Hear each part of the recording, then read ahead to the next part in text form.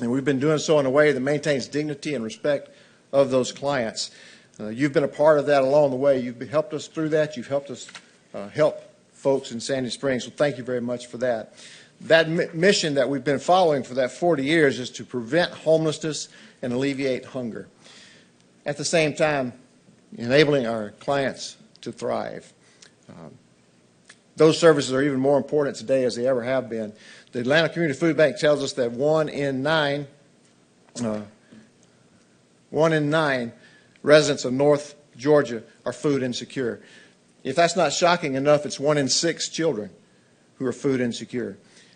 So why am I talking about food insecurity? We do a lot of things at CAC, rental assistance and Teach English and Career Center, a lot of different things.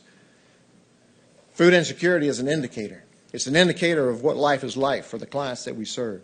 If they're food insecure, they're insecure in other areas as well. They're housing insecure. They're child care insecure, health care insecure. And so that's an indicator of what their life is like.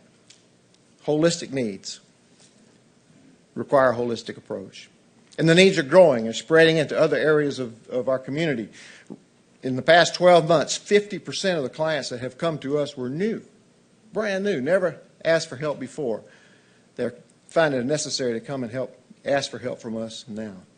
Even more shocking to me is that 77% of them are working at least one job. It's the working poor that are coming and asking for help at CAC these days. That requires a holistic approach. All of our services working together to take a family from needing a little help with rent today to financial security in a later time. A family like Mark's. Mark came to us. He's a single dad of 3. His wife left, took her income with her, and it didn't take long for Mark to realize that with expenses of life, his $23.50 an hour job was not allowing him to make ends meet. He got behind in his rent, and he came to see CAC for a little bit of help. He didn't want to, but for the sake of his children, he came to ask for a little bit of a boost. We were able to help him with rent. We also pointed him toward our food pantry where he could get some food for his kids, and he said, no, I don't need food charity. I just need a little help with rent. The conversation continued, and we shared with Mark that it's not food charity. It's actually a supplement to his income, because if he goes to the food pantry and takes advantage of it, he can save up to $800 a month.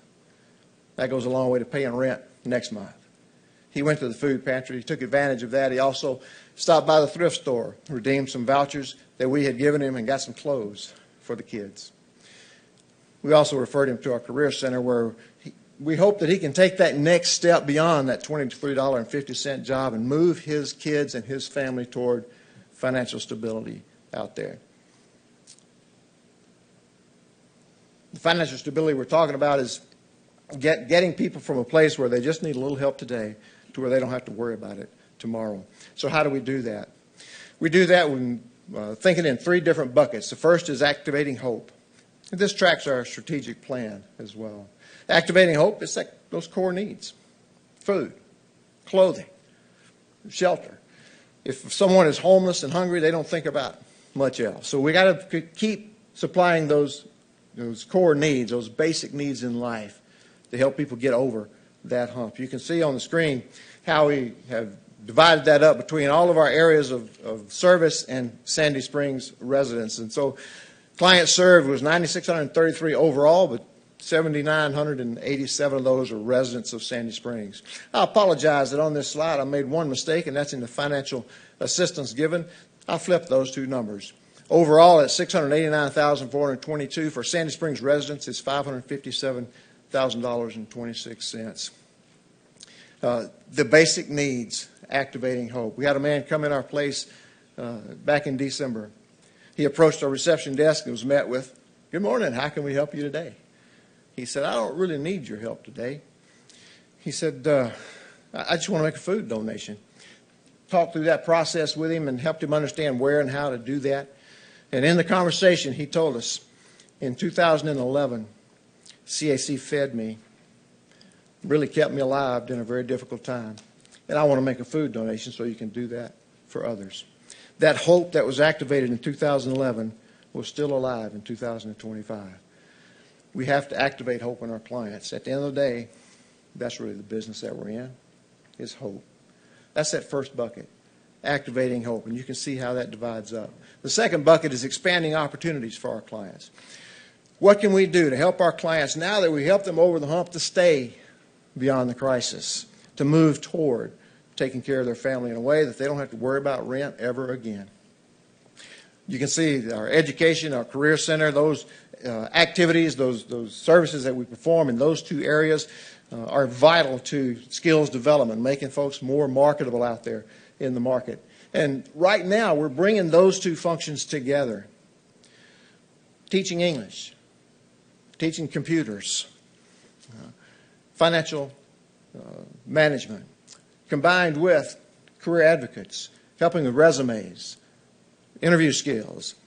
Our Career Expo, which, by the way, on September 10, our next one is right here in this room. I invite you all to come by and see what that's all about. Bringing those two functions together in what we call the Empowerment Center.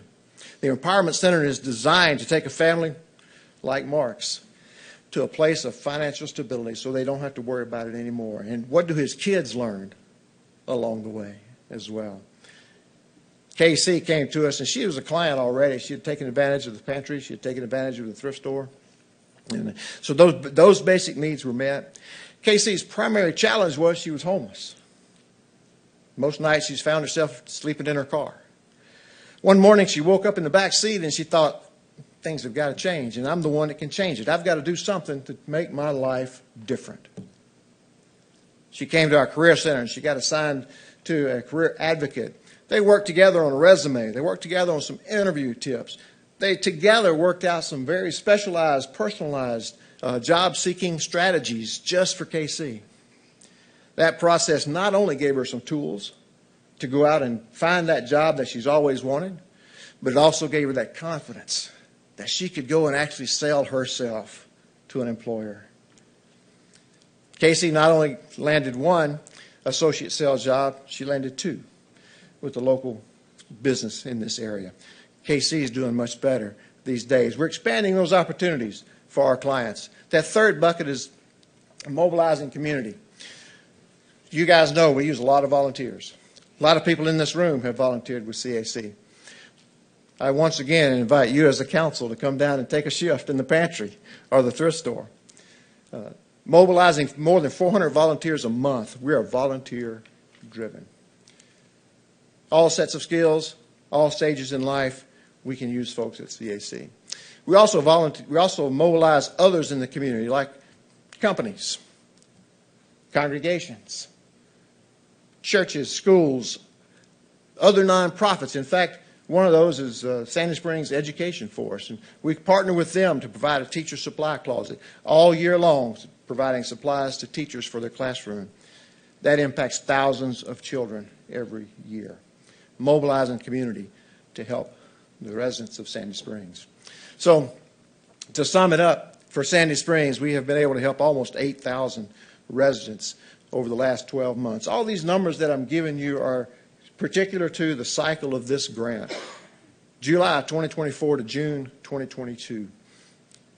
Thank you so much for the contribution that CAC, the city has made to this process. The investment that you've made has helped us to do these things. But the question you should have for me right now, the thing that you should be thinking about is, so what? Oh, the numbers are good. The stories are really kind of cute. You know, they're kind of cool. But so what? What difference has it made? Has it made an impact on our community? Has it moved the needle any on the needs of our community? It's a very good question. It's a question that we regularly ask ourselves. In fact, we ask our clients. At 180 days after someone gets help from us, we call them. How are things going? How's the home life? Are you stable in your house? How's the food security portion of your life? Are the kids doing okay in school? How's work going?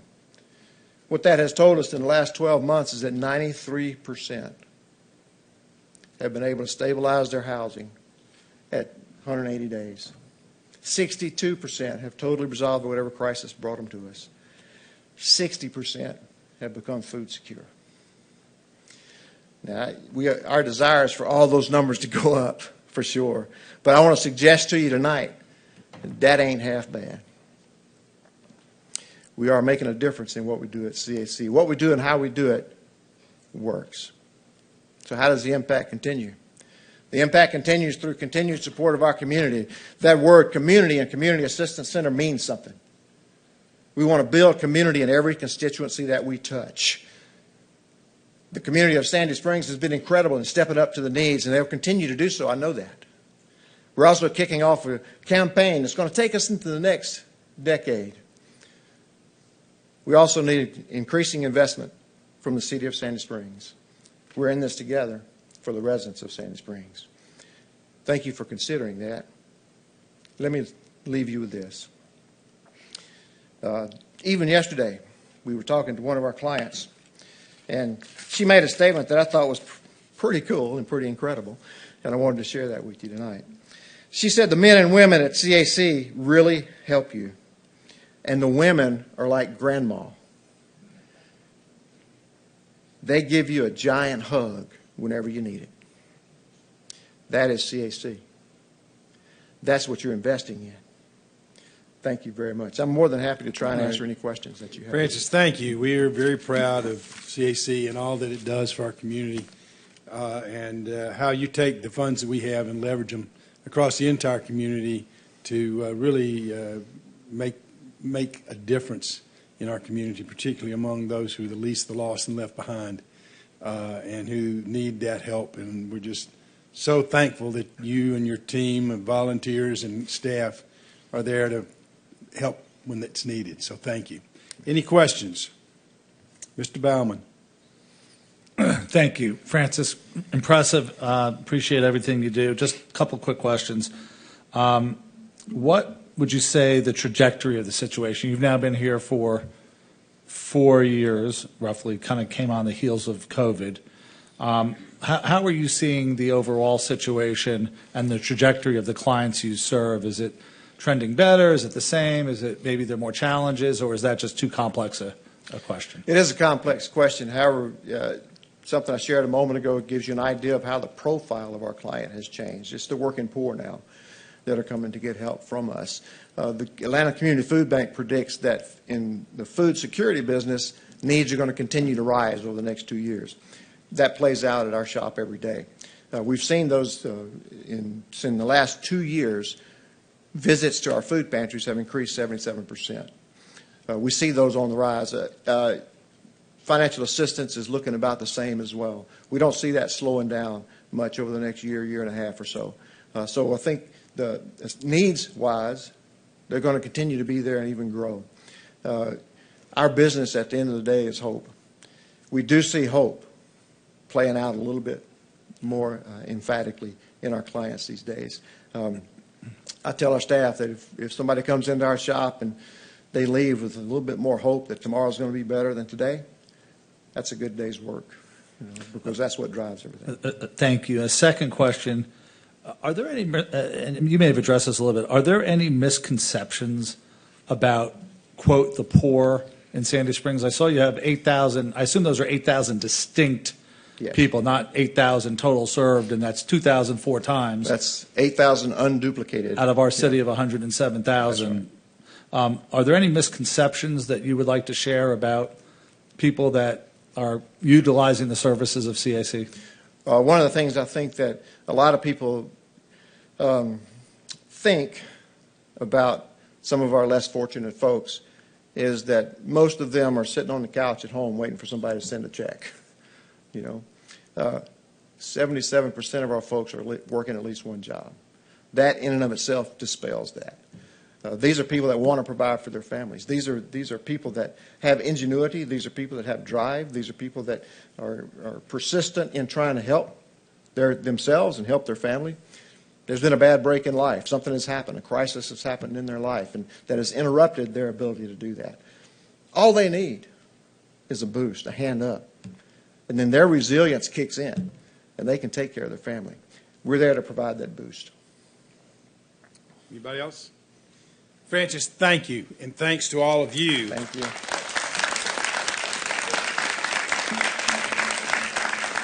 Who invest your lives in trying to help your neighbors in this community. Thank you very much. Next item is the Citywide Design Guidelines Project Update. Mr. Ansbach.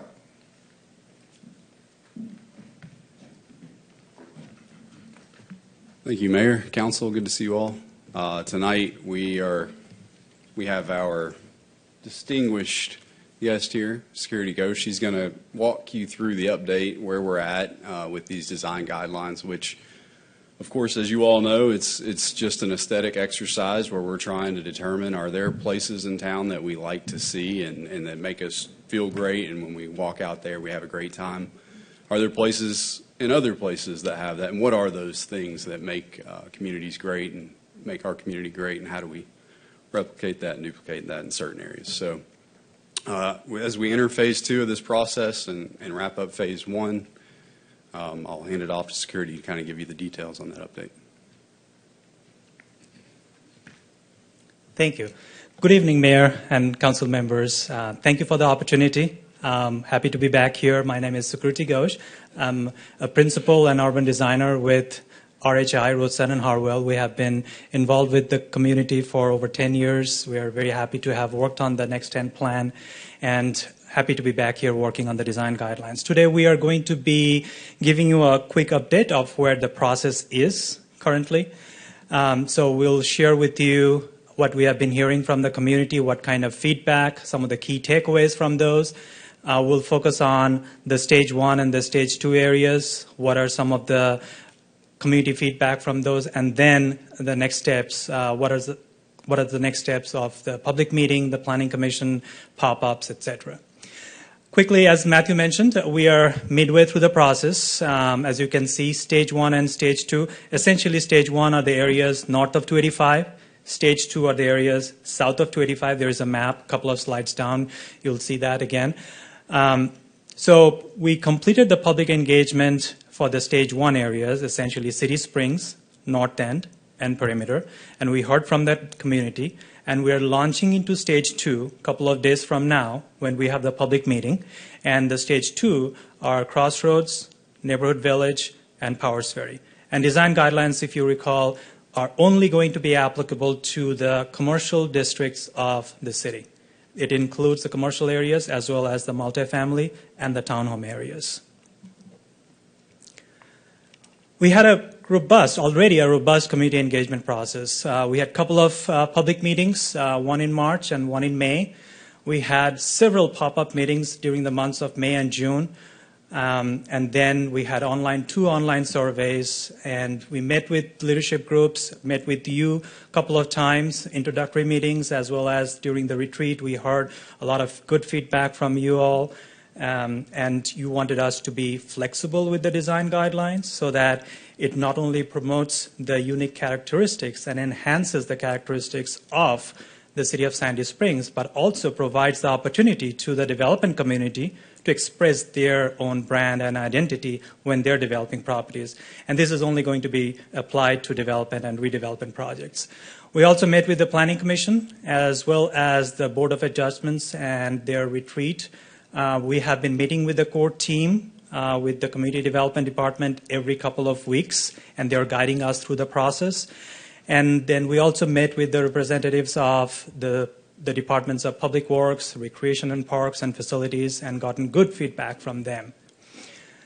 With regards to the numbers, as you can see on your screen, we met with the stakeholder groups. We had very robust discussions with them, and it included residents, homeowners, / property owners, real estate folks, public and private officials. We met with over 50 of them. We had almost 50 participants in the public meetings. And then we also had over 80 survey responses so far in the 2 surveys. And the most feedback that we have gotten so far is through the pop-up meetings. We had pop-up meetings at the Saturday Farmers Market, Hammond Park, and the Overlook Park. And we had over 90 participants total. This quick word cloud shows you some of the design characters that the community provided to us. These are kind of favored by the participants and the survey respondents, and the front and center, it's kind of a little hard to see, but everybody was of the opinion that the design characters should focus on the uniqueness of Sandy Springs. That is the of Sandy Springs. So find out what are those unique characteristics and build up on those. There should be some unifying characteristics, but also there should be specific characters for those different areas. They also mentioned about creating the warmth and inviting nature of the public realm and the buildings, kind of create a timeless nature to it, and it has to have a classic architecture and elegance to it.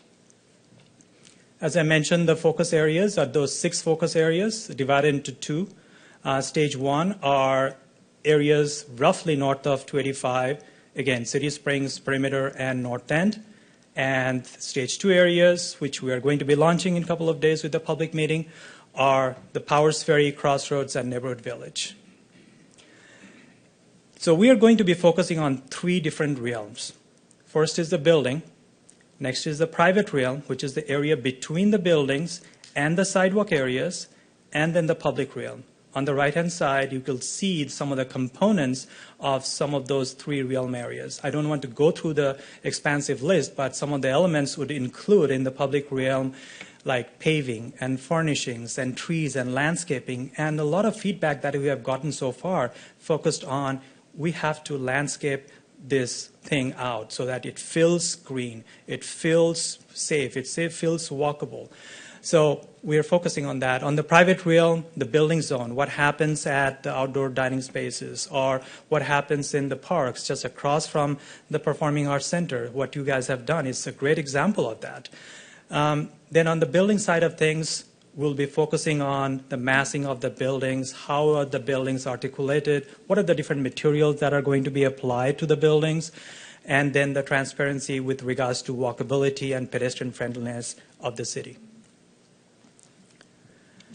Some of the key takeaways for the 3 phase 1 areas, starting with the North End. The images are kind of showing some of the preferred images from the visual preference survey that we have done during the public meetings, the pop-ups, as well as the survey.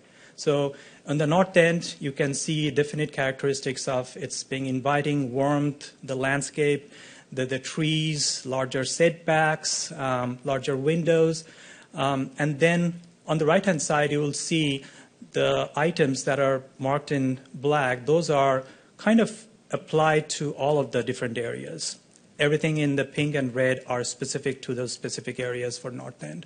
So things that are unifying to the whole city is certainly a sense of community, a separation of different spaces, trees and greenery, as I mentioned before, shade and thermal comfort is very important. The other thing that came out really importantly during the building material discussion was selecting a warm tone color mix, not going to the different 2 extremes, but being in the middle and selecting a warm tone color mix. With the City Springs, as you can see, the images that were favored by the community, there is a certain sense of energy, excitement, and vibrancy. This is our core. This has to show us well. So there has to be transparency at the ground level so that it's safe and pedestrian friendly, and some of the other elements are unique to some of the other areas. So trees and greenery, shade and thermal comfort, and the color tone and mix. With regards to perimeter, we all know there is a certain character to the perimeter, relatively taller buildings, modern and contemporary style, with still have some simple variations in design character. Introducing open spaces, because you are dealing with a lot of roads and big roads and public spaces, but introduction of open space is going to be important, and buffer from the streets is going to be important so that it feels safe for people to walk along the public realm areas. With all of that under advisement, we are starting to think about how to pull this document together, and this is a quick framework of showing that. As I mentioned before, we are focused on 3 different realms: the public realm, the sidewalk areas; private realm, the areas between the building and the sidewalk, and the building themselves. And we'll start with the design principles of each one of those 3 realms. We'll get into the different components, as I mentioned before a couple of slides back and also enlisted here. And then from those different elements, we'll focus on what are the objectives of paving. Is the paving going to be consistent throughout the whole city? Are there specific treatments in City Springs or Perimeter or Crossroads? So we have to think through all of that. And then we'll develop the guidelines, and those are some of the unifying characteristics of the objectives and the guidelines. And from there, we'll focus on the area-specific guidelines of those 6 different areas. So that's kind of an overview of the document organization. With regards to the implementation of the design guidelines, it is going to be based on the vision that was developed in the Next 10 comprehensive plan, and it is going to be enhancing the development code. But we are talking with the city staff right now to think through the implementation part of it, and we're talking about different options. And when we have those different options clearly discussed and vetted, we'll bring those options back to you during the next meeting. With regards to the next steps, as I mentioned before, we are having a public meeting a couple of days from now, August 21st, Thursday, 6 to 8 p.m. It's at the lobby outside. And with regards to the other next steps, we are going to be providing a briefing to the Planning Commission tomorrow, a very similar kind of a briefing. And then we'll follow up with pop-ups for Stage 2 areas, very similar to what we did for Stage 1. That will be late summer, early fall. Then we'll develop the draft guidelines towards the end of this year, and then we'll have a public meeting to share all of those. And of course, before we go to the public, we'll share everything with you and to get your feedback before we go to the public. So with that, the website is there. The tiny URL is spr.gs/design. All of the meeting announcements, the surveys, and any other updates are uploaded to that website. Please feel free to browse that. And I'm here to respond to any questions or clarifications that you may have today. Any questions? Mr. Paulson. Thank you. You're pretty far along in a good part of this, which I find fascinating. When do you think these are actually going to come back to council formally for a recommendation to adopt? So within the schedule, we have early 2026 as the hearing and the adoption time. Ms. Mueller? So I didn't know, from all the feedback that you've received, have you done any heat maps? Are they from certain parts of the city, or do you think it's throughout? We haven't done a heat map, but we had a map in all of the public meetings as well as the pop-ups, and we asked the question, where do you live within the city or where do you work within the city? And it was since the pop-ups and the meetings were happening mostly in this core area. A lot of people were from this, but we had a lot of people from the North End.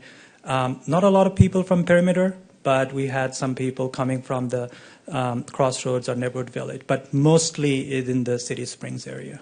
Okay, thank you. Anybody else? Dr. Kelly. Great, thank you. On your slides, the key takeaway slides, what are you indicating with the pink color, the pink text? The pink color, I should have mentioned this before. The pink color are unique to those specific areas. So if you're looking at the perimeter, all of the pink colors are focused on the perimeter ones. Everything in the black color are focused on citywide. All right. So when we say seasonal color, seasonal color is in black. What does that mean for you all? So that was mainly related to trees and landscaping. So there was a lot of comments about providing the seasonality to show the different seasons throughout the city. So that can be selected through the different tree and the planting mix throughout the different areas, especially along the main roads. So that comment was mainly towards the seasonality through the landscaping. Okay. So for the north end, I see you have larger setbacks. Is that something that specifically came from stakeholders that they? It was from the public feedback, and they commented on the existing character right now. And what they see is you have more of a parkway-like a character on Roswell Road when you go to the north end. And there is a lot of setback and trees and landscaping. So they like that. Okay. So they wanted to enhance that and build upon that. Okay. All right. Thank you. Anybody else? All right. Well, thank you very much. Thank you. Moving to the next item, review a proposed ordinance to change the alcohol food sales ratio within the defined City Springs area. Mr. Burnett. Good evening, Mayor and Council. Good to be with you tonight. So I'll try to be brief in this presentation. And so you all that were on council back when the City Springs project was developed, you'll recall that at that time we put in place an ordinance that set the alcohol sales to food sales ratio at 50-50 for any restaurants operating really citywide, but specifically in the City Springs district. We are currently working with a restaurant called Taste Wine Bar and Market. They have a location in the West Midtown area in a development called The Works. And we believe that this would be an excellent restaurant concept here at City Springs to go into the turn space. Of course, you'll also recall that the original lease agreement, which Seelig at the time, who was the master lessor and was handling the leasing, had as a provision that the alcohol to food sales ratio would be limited to 50-50. When those assets were acquired by Greystar stepped into Seelig's shoes, and they've been handling the leasing since that time and continue to use the same lease format that calls for a 50-50 alcohol to food sales ratio. When you look at a restaurant like Taste, and you can go to their menu, I'd recommend that you do if you get a chance and go visit them. Their average entree item is going to be between $15 and $20. But if you have 2 glasses of a good wine, those could be $15 by themselves. And so you could spend $15 to $20 on an entree and perhaps $30 on 2 glasses of wine, and you're not going to get to the 50-50 food sales to alcohol sales ratio. So in order to, in part, accommodate our desire to bring Taste to City Springs and put them into the turn space, and also to look forward to our developments in the future, particularly at City Springs 2.0, when we may have an opportunity to bring another concept like Taste in, or perhaps a microbrewery that would be more beer sale oriented than food sales oriented. In the City Springs district only, we are asking Mayor and Council to consider whether you all would go to a 35% food sales, 65% alcohol sales in the City Springs district. And alcohol sales would be limited to beer and wine only, not distilled spirits. And again, it would be, and you'll notice a map, and this is the expanded City Springs district. Of course, includes our campus here at City Springs, but also includes the land that the city owns for the future City Springs 2.0 development, and also includes the Williams Payne House. So it would give us some potential flexibility in who goes into our new developments in 2.0, and perhaps who we bring into the Williams Payne House, which, as you all know, we're currently considering users for that property. So we're not asking you to vote tonight, but we do want to put it in consideration. And if you are inclined to give us guidance to move forward, then we would bring it back to you at our meeting on September 2nd for a formal recommendation and ratification. Okay, you've heard the Economic Development Director. Any particular opinions, one way or another? Ms. Rochelle. So, Chris, is this the time that we, maybe this is an Eden question, that we talk about expanding our open container district? Because Hillcrest is coming, and Brooklyn Cafe, that area, and City Springs 2. Council can certainly have that conversation. City Springs 2, that land is included in our open container district already. We did include that, I believe, year before last when we made that change. But what we were bringing tonight was simply to change the food to alcohol sales ratio. But if you all would like us to come back with something related to further expansion of open container, we can certainly do that. I'd be interested in that. Mayor Paul. Mr. Paulson. Thank you, Mayor. Thank you, Chris. So it's an interesting concept you presented here, and I went back to the last couple of times my wife and I went out to dinner, and don't tell anybody, but we actually drank more than we ate. So I get it, okay? Are other restaurants in this area and other areas, have they come to the city and said, this is problematic? Or I'm not too sure we're even checking other restaurants to see what their percentages are, but are you hearing this from existing establishments as well? So John and Dan, or Eden, you may correct me, but this is self-reporting, and so there are those I just restaurants. self-reported on my last outing, so I expect everybody In fact, to I think I self-report. saw your name on their list, John. Yes. We're over 50% except when the Paulsons come in. So it is self-reporting. And honestly, we don't, the city does not audit this. So we're not sending people into the field to determine the alcohol to food sales ratio. To the credit of Taste, their ownership, as they were reviewing the lease agreement, picked this out and brought it to our attention. But you've not heard it from They anybody did else? not want to make a Okay. commitment to something that they knew was not consistent with the business model that they can actually commit to. Okay. Well, I get it. The whole purpose of this 50/50 was so that we didn't become just a bunch of saloons. So as long as we're not compromising on that fundamental, I can see an adjustment to this may be warranted. So I'm not opposed to this necessarily. Okay. Anyway. Any objection to bringing this back as an ordinance? All right, proceed. Okay, thank you, sir. All right, Mr. Lee, talk to us about vehicle immobilization. Better known as booting, Mayor and Council. I've received them. I know, heard from members of the council and the mayor also about complaints about booting. The city has managed booting in different ways. That same area that was just pointed out in the City Springs area, booting is not allowed. And it's not allowed as a covenant and restriction with our co-tenant over here next door.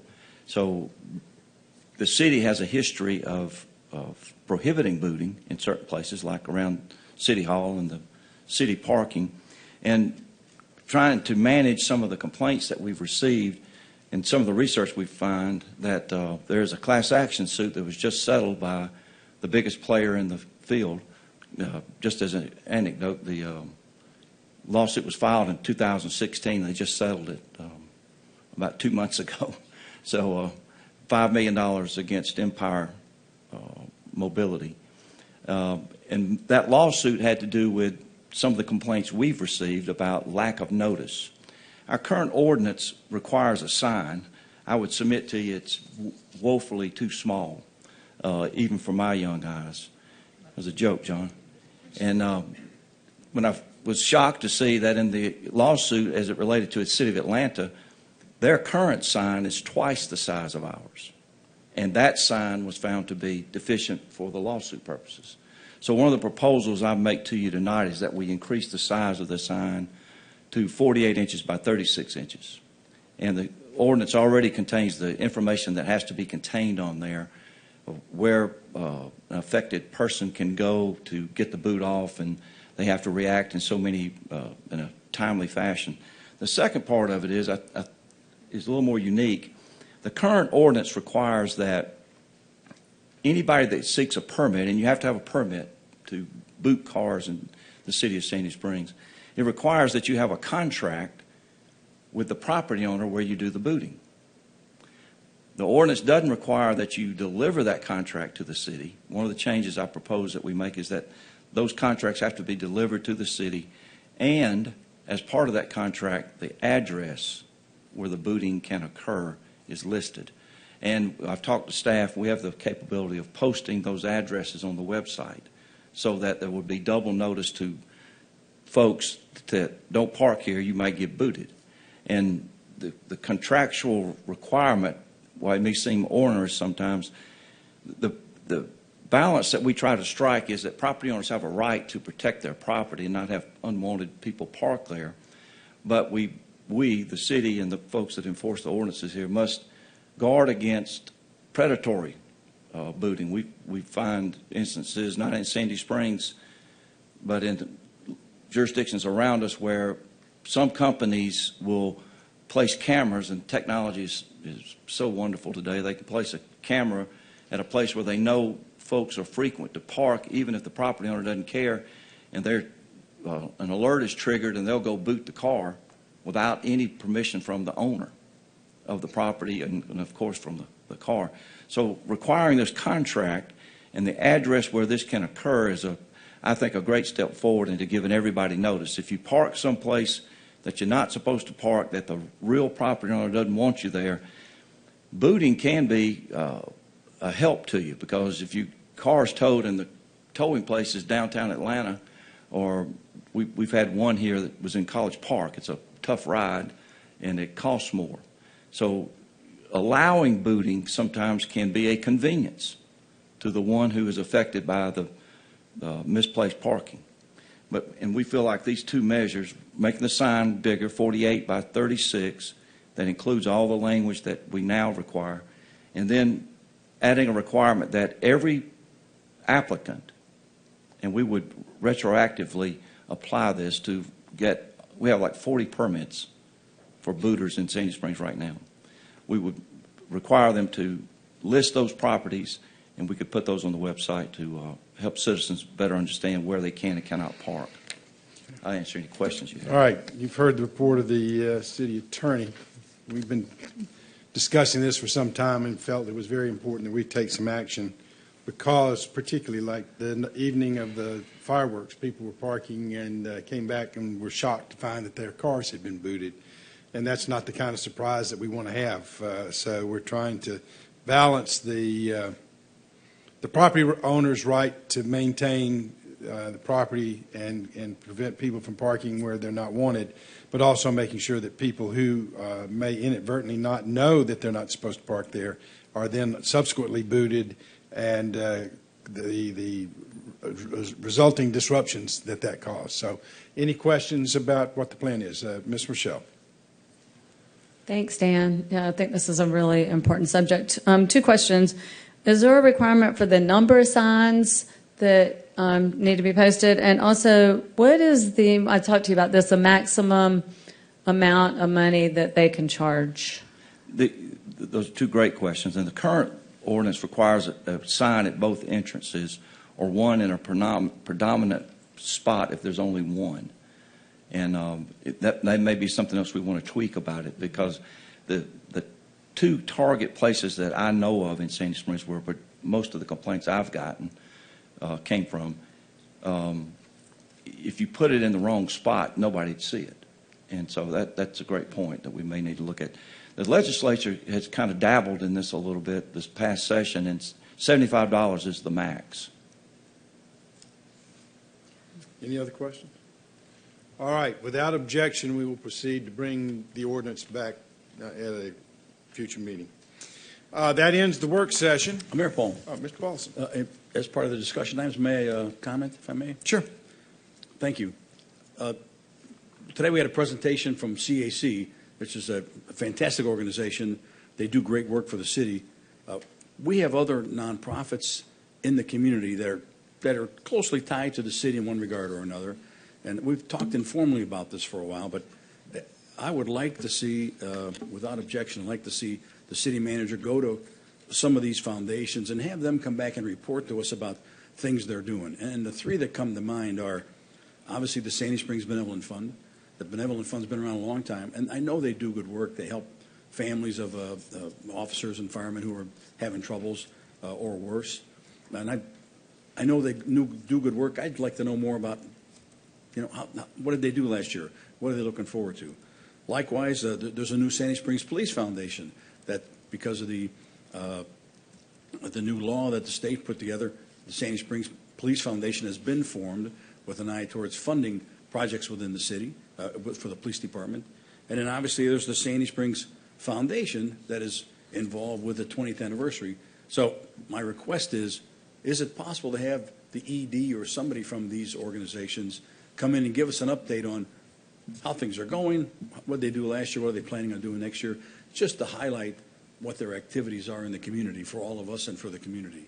So I'm requesting that be done at one of the future work session meetings. Without objection, we'll ask the city manager to arrange that. Not a problem. Okay. Thank you.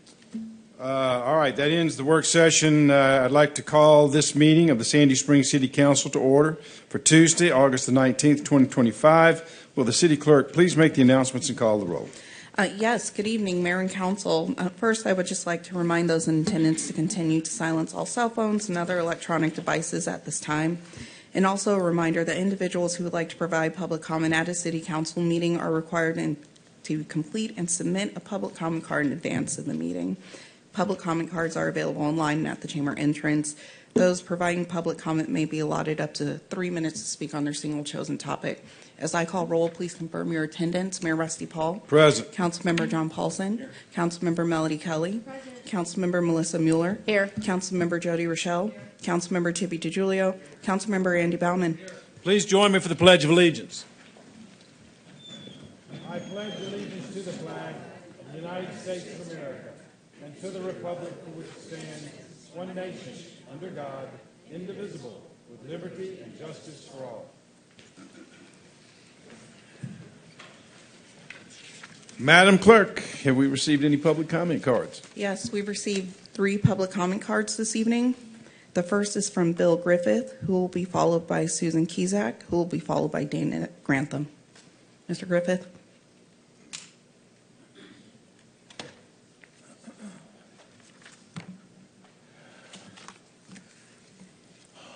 Mr. Mayor and council members, over the past 7 months, among other things, you've heard me discuss the dangerous conditions on the approximate 1.3-mile stretch of Roberts Drive east of Roswell Road, including the facts that many pedestrians use that stretch of road and that there are no sidewalks along most of that stretch of road.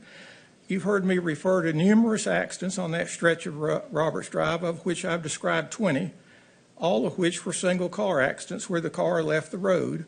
You've heard me discuss the lack of adequate effectiveness of the flashing speed signs on Roberts Drive. You've heard me discuss the results of 2 speed studies on Roberts Drive, both of which show that some folks drive way too fast. You've heard me rebut the reasons given in the Roberts Drive speed study of last year, the study, as to why the city can't do something to reduce the speeding on Roberts Drive, including that, quote, policies, road classifications, and speed limits can be changed, end quote. You've heard me share some comments from nearby neighbors about the speeding on Roberts Drive, and you've heard me reference 243 fatal and serious injury crashes in Sandy Springs in the 5 years ending 2022. Some of what you haven't heard. You haven't heard why the study was done by Public Works. Here's why. 14 months ago, I contacted SSPD regarding speeding on Roberts Drive. I was told by an officer, to paraphrase, contact Public Works to inquire about the feasibility of doing something other than relying totally on police enforcement of the speed limit to reduce the speed on Roberts Drive. I made that contact that same day. That contact resulted in the study, which I critiqued recently and which shows an apparent lack of interest in actually resolving the speed issue on Roberts Drive. You haven't heard my rebuttal to a statement on slide 9 of the study that, quote, Roberts Drive does not qualify for installation of traffic calming devices such as speed cushions because Roberts Drive is a collector road and speed cushions are not allowed on collector roads because at 35 miles an hour, speed cushions can be a hazard, end quote. Folks, at 50-plus miles an hour on Roberts Drive, vehicles are a hazard all the time. You haven't heard why I came to y'all with this matter. I came because neither the police department nor the Public Works Department seems interested in solving the speeding problem on Roberts Drive. While you're in office, you have the power to do something about the speeding on Roberts Drive. Don't just talk about your commitment to public safety in your campaign propaganda. Do something. It shows you're serious about it. A good way to do that is by slowing traffic. Don't let another fatal accident on Roberts Drive haunt your conscience forever. Thank you. Thank you, Mr. Griffith. Ms. Kisak. Followed by whom? Dana Grantham.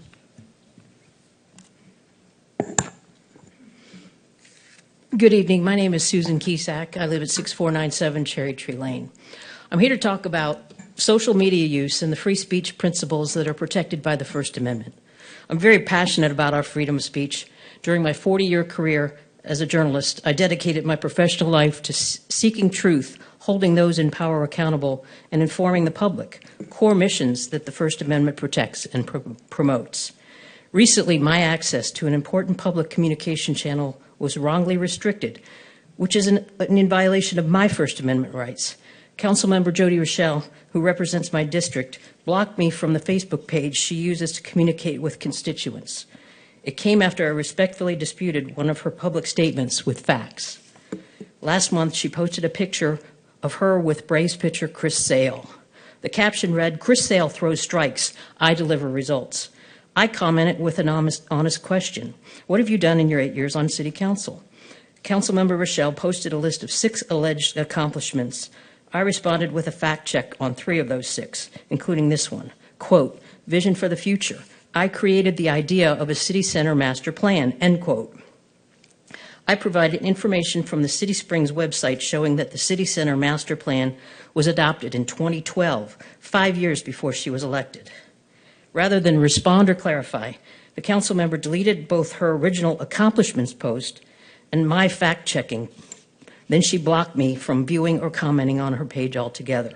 At least 2 of my neighbors who were also blocked for making similar comments. At least 1 other neighbor had her comment deleted but was not blocked. Councilmember Rochelle's Facebook page is used to share such things as city government news, links to her constituent newsletters, and information about government services and city events. That makes it a public forum. Just last year, the U.S. Supreme Court ruled unanimously that when public officials use social media for government business, those pages are public forums under the First Amendment. The ruling also said blocking dissenting viewpoints from such a page is unlawful and undermines free speech and government transparency. This is not a matter the taxpayers should have to pay for to litigate. I have spoken with a First Amendment attorney about pursuing that option. However, it's not the road I want to take. Instead, my ask to you, Councilmember Rochelle, is simple. Unblock those you have blocked. As our city council representative, you should hear from those who support your views as well as hear from those who do not. When an elected official blocks constituents for speaking the truth, it's not leadership, it's censorship, and has no place in the Sandy Springs government. Thank you. Thank you. Mr. Grantham.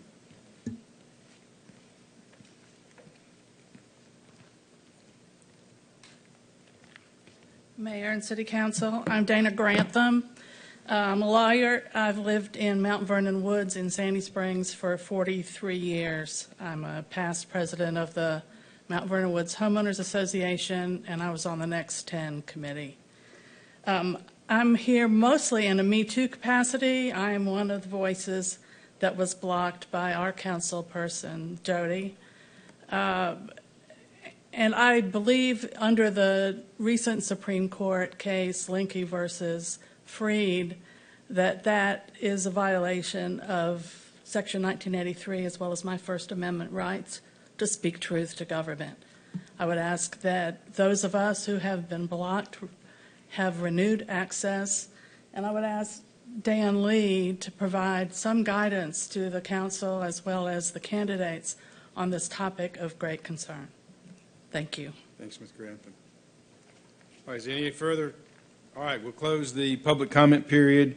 Is there a motion to approve the meeting agenda? Mr. Mayor. Mr. DiGiulio. I move approval of the meeting agenda for Tuesday, August 19th, 2025. We have a motion by Mr. DiGiulio. Is there a second? Second. Motion by Mr. DiGiulio, seconded by Mr. Paulson, that we approve the meeting agenda. Is there any discussion?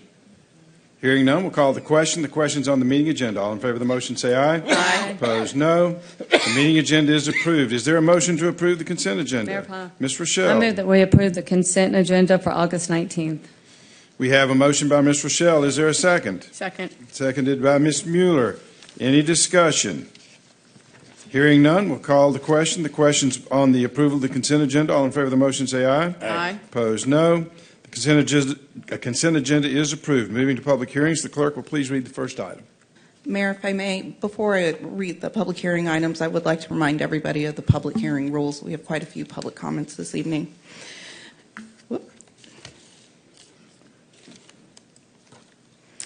The applicant and all those speaking in support of an application will be allowed a total of 10 minutes to present the application. The applicant may choose to save some of their time for rebuttal following the presentation by the opposition. The opposition will be allowed a total of 10 minutes to present its position.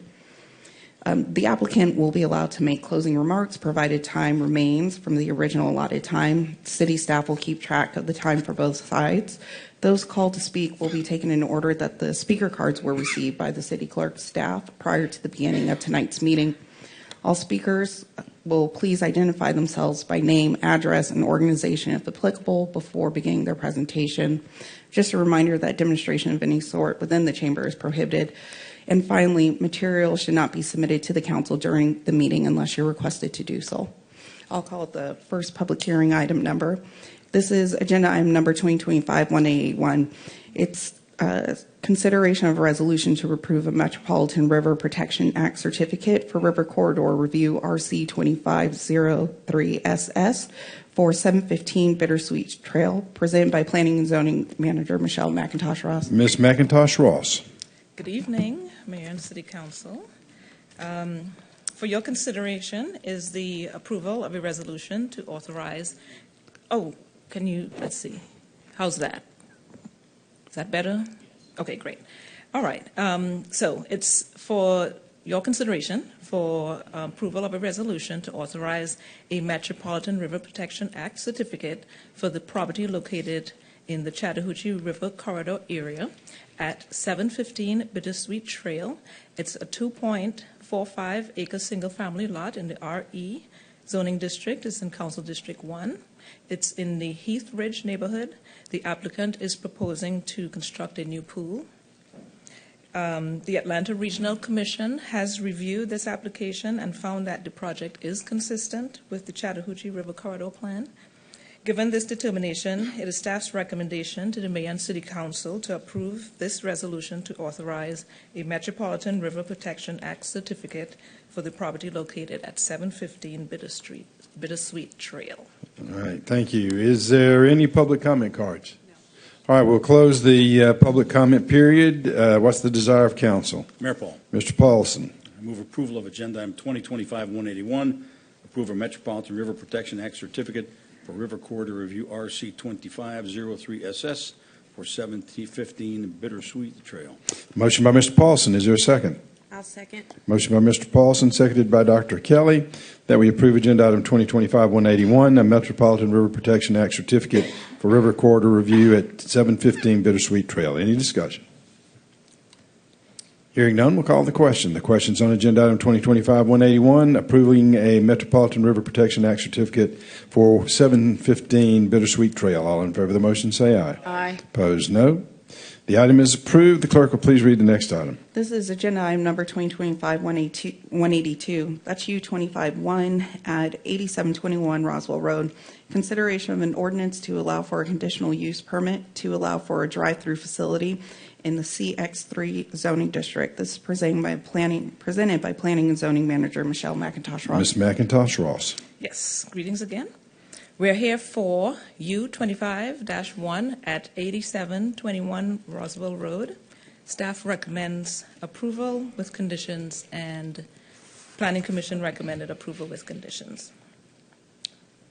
The applicant is requesting a conditional use permit to allow a drive-through facility for a fast food restaurant, Whataburger, in the CX3 zoning district at an existing vacant back building with a drive-through. The character area, which is on the left, is commercial mixed use. In the middle is the zoning map. It's CX3. We mentioned commercial mixed use up to 3 stories. And the surrounding zoning districts are CX3 to the north, east and west across Roswell Road, and to the south is urban neighborhood. It's the residential townhome RT just south of the parcel. The far right is the aerial image with the subject site outlined in teal blue. And then you'll see the row of townhomes to the south. The 1.36 acre site is an out parcel within the Dunwoody Place shopping center, where Publix grocery store is the anchor. To the left, you'll see the existing survey of what exists today on site. The existing development is the vacant bank building, as I mentioned, and it contains a drive-through. This was built in 1995. Across the street to the west is the Avila Real Estate offices, and to the south is the Huntington Place neighborhood. These are the townhomes in the RT district, and this was built between 1983 and 1985. The proposed development involves demolishing the existing vacant structure and the side drive-through facility and rebuilding a smaller structure closer to Roswell Road. The new drive-through will be constructed behind the building. hidden from Roswell Road as opposed to being on the side. The elevation and landscaping will also shield the drive-through facility from view along Roswell Road. Bike racks and an outdoor patio is proposed to be part of the amenities. The applicant, being a Whataburger restaurant, proposes operation to be 24 hours every day except December 25th, which is Christmas Day. This image gives you an idea of the circulation throughout the Dunwoody Place shopping center, as well as off and on Roswell Road and Dunwoody Place. The green dotted line shows entrance from southbound on Roswell Road, making a left turn. The blue dotted line shows the entrance from Dunwoody Place, and this could be right or a left turn. And the red dotted line shows the entrance going northbound on Roswell Road, which is a right turn only. And anyone is free to maneuver through the Dunwoody Place shopping center to get to the site. This shows some renderings to the left of the Whataburger restaurant. The bottom left is the facade view that faces Roswell Road. To the right is the floor plan orientation, which is north-south, where Roswell Road would be on the left, if you just want to get you oriented there. So the conditions: the site is a restaurant, which is allowed by right in the CX zoning district. The drive-through component is what is requiring a conditional use permit and why we're here today. The use complies with the nearby uses, retail and restaurants, including other drive-through facilities such as McDonald's, Starbucks within the Dunwoody Place shopping center. Also, in the North End redevelopment plan, one of the stated goals is to provide a mix of retail and dining options which reach a variety of needs and income levels. So it fulfills that as well. The proposal has a minimal impact to city services. As for the recommendations, staff recommends approvals with condition for conditional use permit U25-1, a request for a conditional use permit to allow a drive-through facility in the CX zoning district subject to the following conditions: that the applicant must comply with the code section 8.2.9, which is the stacking requirements, to 10 stacking spaces per lane and 7 stacking spaces per lane before the order station, and that construction be similar to the provided site plan submitted on April 1st, 2025, and must comply with site edits offered by the city staff during permitting. As far as comments received through our portal, 7 in total. We had 5 in favor, 1 opposed, and 1 neutral, and this was determined as categorized by the folks who made the comment. They chose the categorization. Any questions? And that is my presentation. All right, thanks, Ms. McIntosh Ross. Any comment cards? Excuse me, yes, we've received 2 in support and 2 in opposition. All right, I guess the proponents go first and the opponents go next. Okay. First, we have Dale Friedley, who will be followed by Harrison Parker. Okay.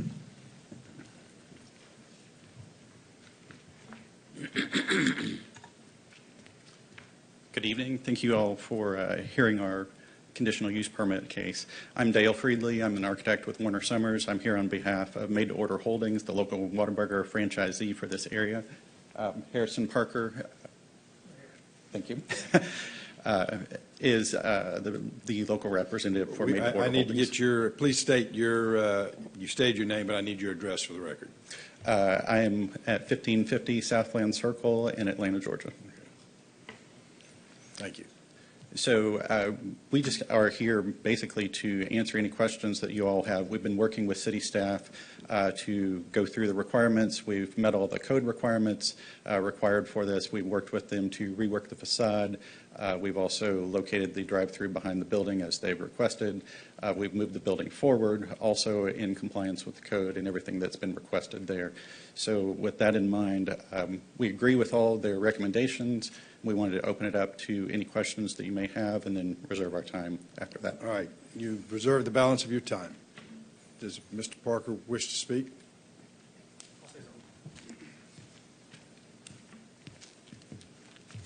Good evening. My name is Harrison Parker. I'm with Made to Order Holdings.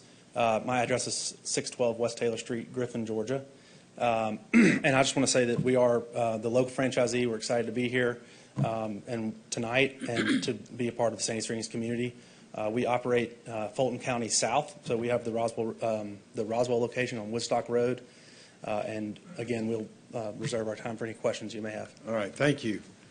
All right, who's next? All right, and then we've received 2 cards in opposition.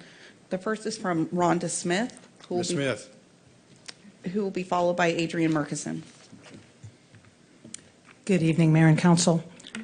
Rhonda Smith, 76 Long Island Place, speaking as President of the Sandy Springs Council of Neighborhoods on behalf of our board tonight.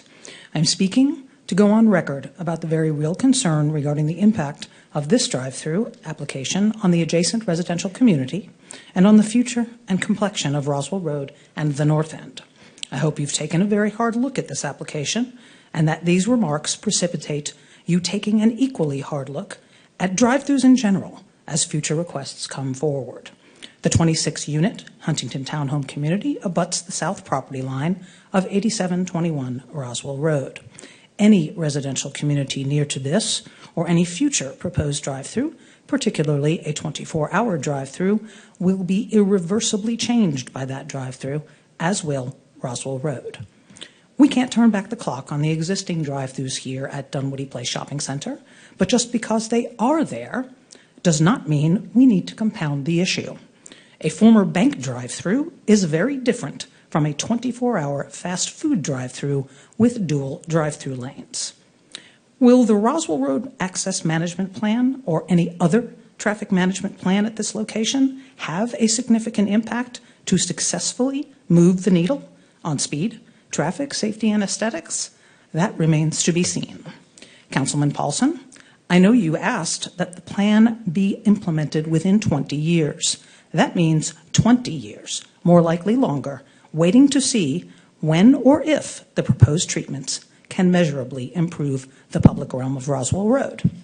The development-dependent closure of multiple curb cuts anywhere on Roswell Road, which is not slated to happen, by the way, for this curb cut at 8721 Roswell Road, under the plan, may never happen without multiple wholesale shopping center redevelopments along the entire corridor. Future proliferation of drive-throughs will continue to inflict more impact that pushes Roswell Road in the wrong direction in the effort to create a more walkable or simply just a more desirable public realm anywhere on Roswell Road. Unless applications are denied or some mechanism is installed that puts a hard stop to or a pause on the addition of more drive-throughs, we can expect more requests for them. Just take a look at the zoning cases map right now to see 2 more coming forward.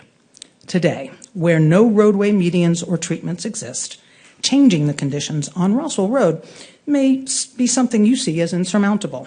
Some of you may think that we should just accept that this particular drive-through at 8721 Roswell Road is better than an empty bank building.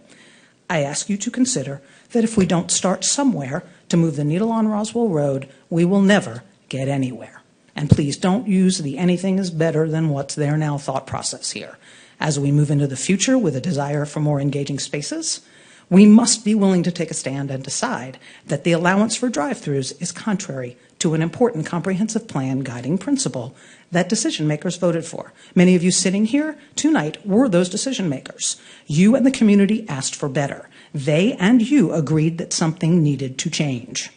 The comprehensive plan identified that, quote, along its commercial corridors, and especially Roswell Road, the city lacks true walking environments. And the goal, one of the 10 for the next 10, was to, quote, convert Roswell Road into a pedestrian-friendly boulevard.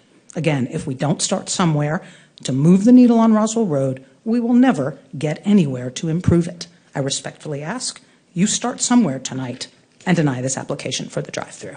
Thank you for your time. Ms. Murchison.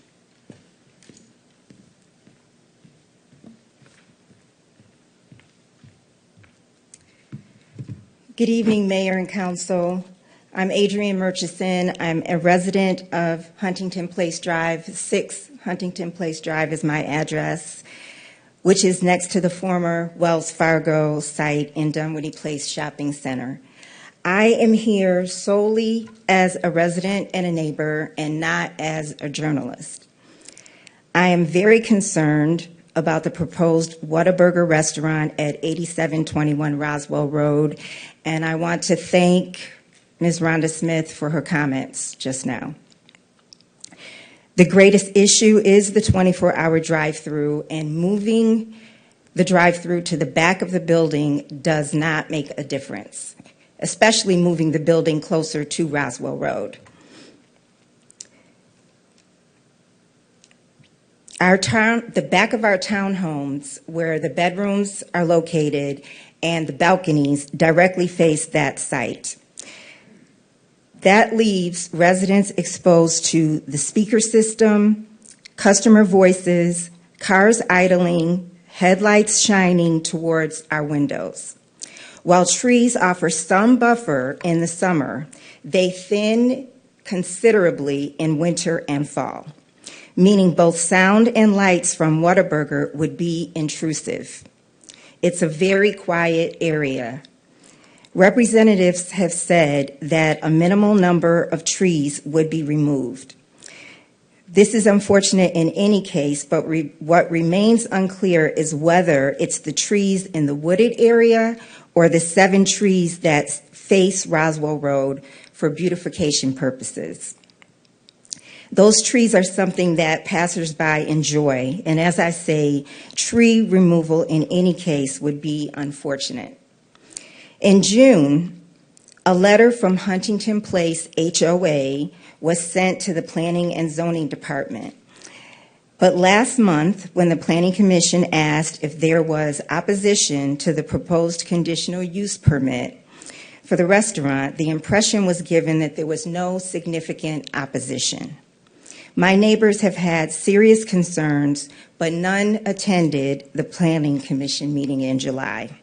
From what I've gathered, many residents felt the council had already decided to approve this measure and that the vote was a formality. I was told that directly more than once, that was their belief. This suggests to me that neighbors do not understand that they have a voice in this process and that their voice matters. I have lived on Huntington Place Drive for 10 years. My neighbor has lived there longer than me, as many of the other neighbors have. And my neighbor has told me that she may need to sell her home if the restaurant is approved, if this measure is improved, because the disturbance will make her restful sleep impossible. This part of the community has been peaceful, as I say. When the bank was operating, on occasion, noise or music could be heard from the drive-through. An all-night drive-through restaurant would bring a constant disruption and a far greater level of disruption. The Smoothie King is not far from where the former Wells Fargo Bank is located, but it is a big difference from where the Wells Fargo Bank is located. We don't hear any noise from the Smoothie King. And the McDonald's and the Starbucks are across the other side of the parking lot. So this does make a difference, even though there are other fast food restaurants there with drive-thrus. Also, I want to mention there was a big box truck that was in that parking lot of the former Wells Fargo Bank for a few months, and we could hear activity from people who would come visit the person who was living in this big box truck. I understand and appreciate City Council's efforts to bring thoughtful redevelopment to the north end of Roswell Road. Dunwoody Place is a well-positioned shopping center that deserves tenants who add quality to the area. A 24-hour drive-through fast food restaurant directly bordering homes does not meet that standard, and it's incompatible with the North End residential community overall. Again, I cannot say enough how much those trees, it's a sizable wooded area. I cannot say enough how much those those trees thin and that buffer thins during the fall and the winter. I respectfully ask you to deny the conditional use permit for Whataburger. Thank you. All right, anybody else in opposition? No. All right, we'll close that portion. The applicant have any rebuttal or comment?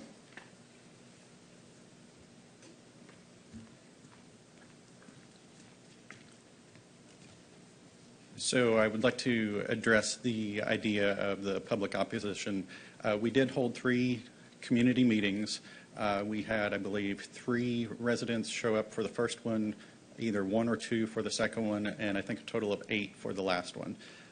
So we were certainly open and willing to discuss any concerns that they had. And we believe we did address those concerns that were available.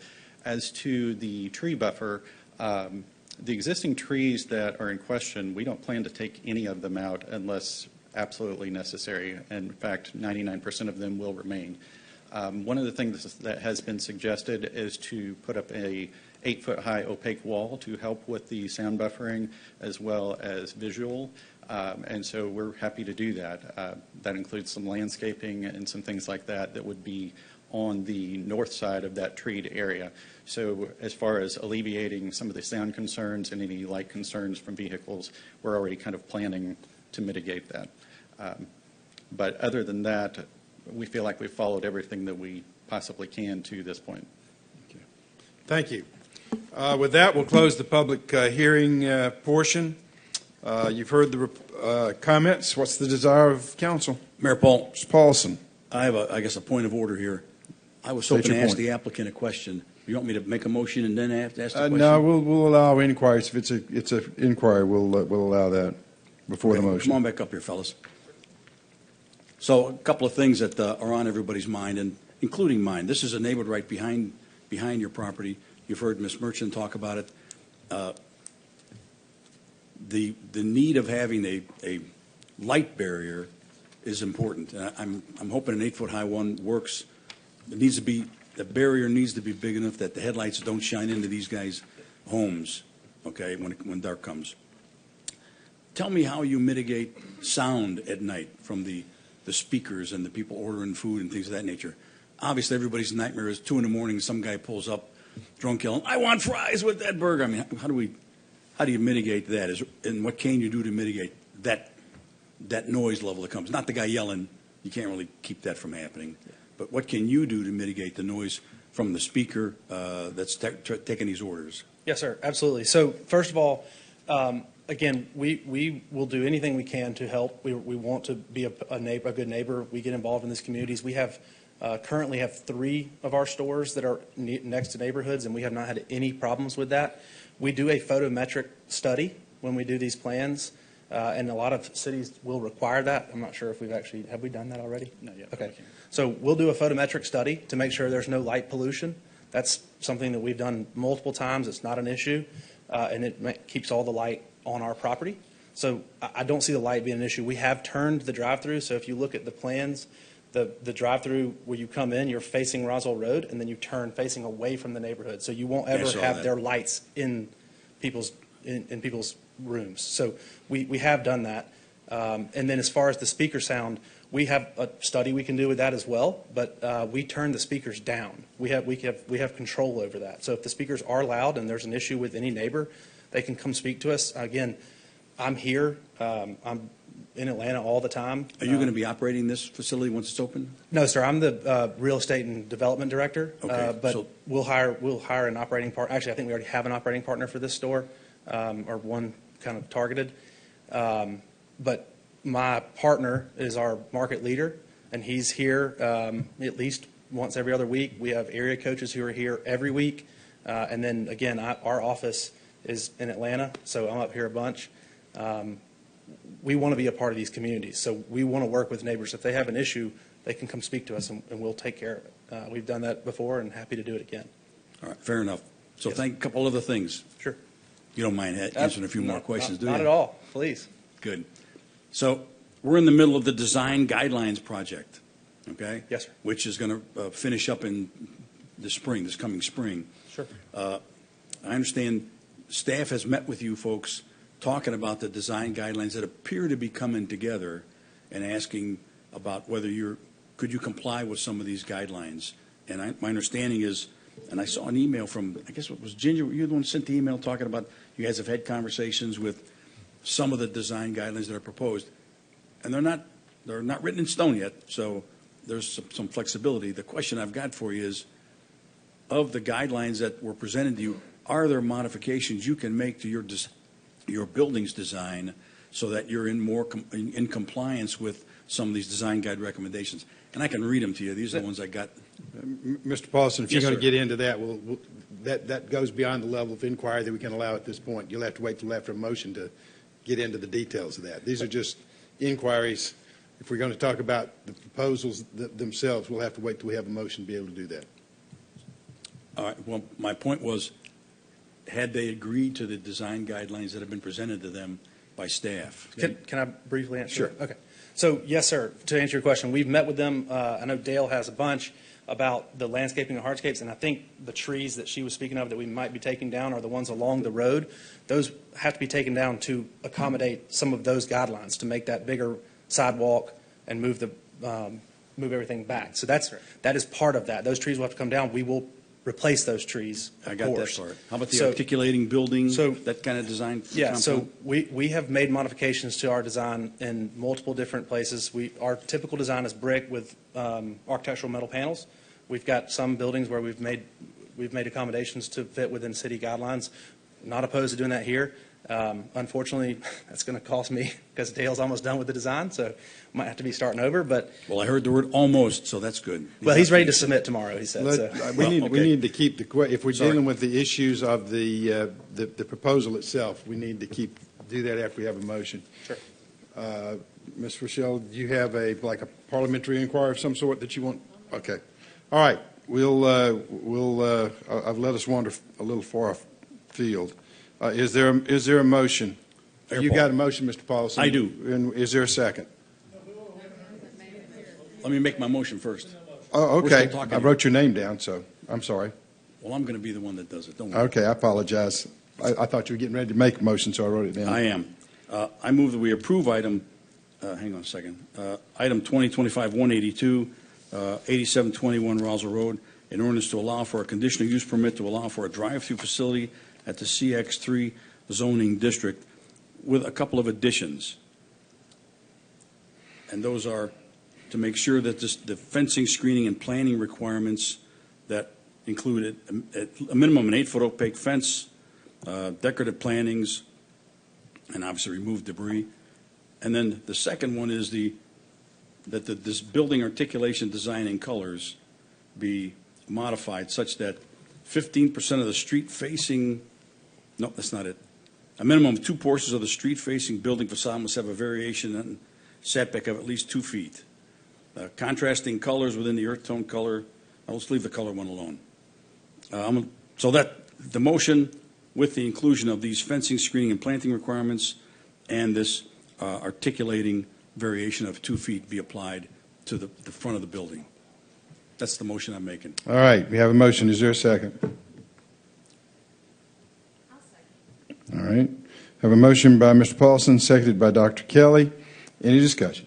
So if Mr. I may. Paulson. So a couple of things. I decided the other day that I was going to go to a Whataburger.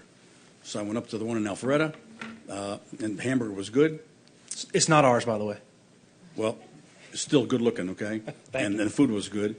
I also went there at 2 o'clock this morning just to see the hotbed of activity at these drive-in restaurants, and actually didn't see anybody. But anyway, it looked good, looked well kept.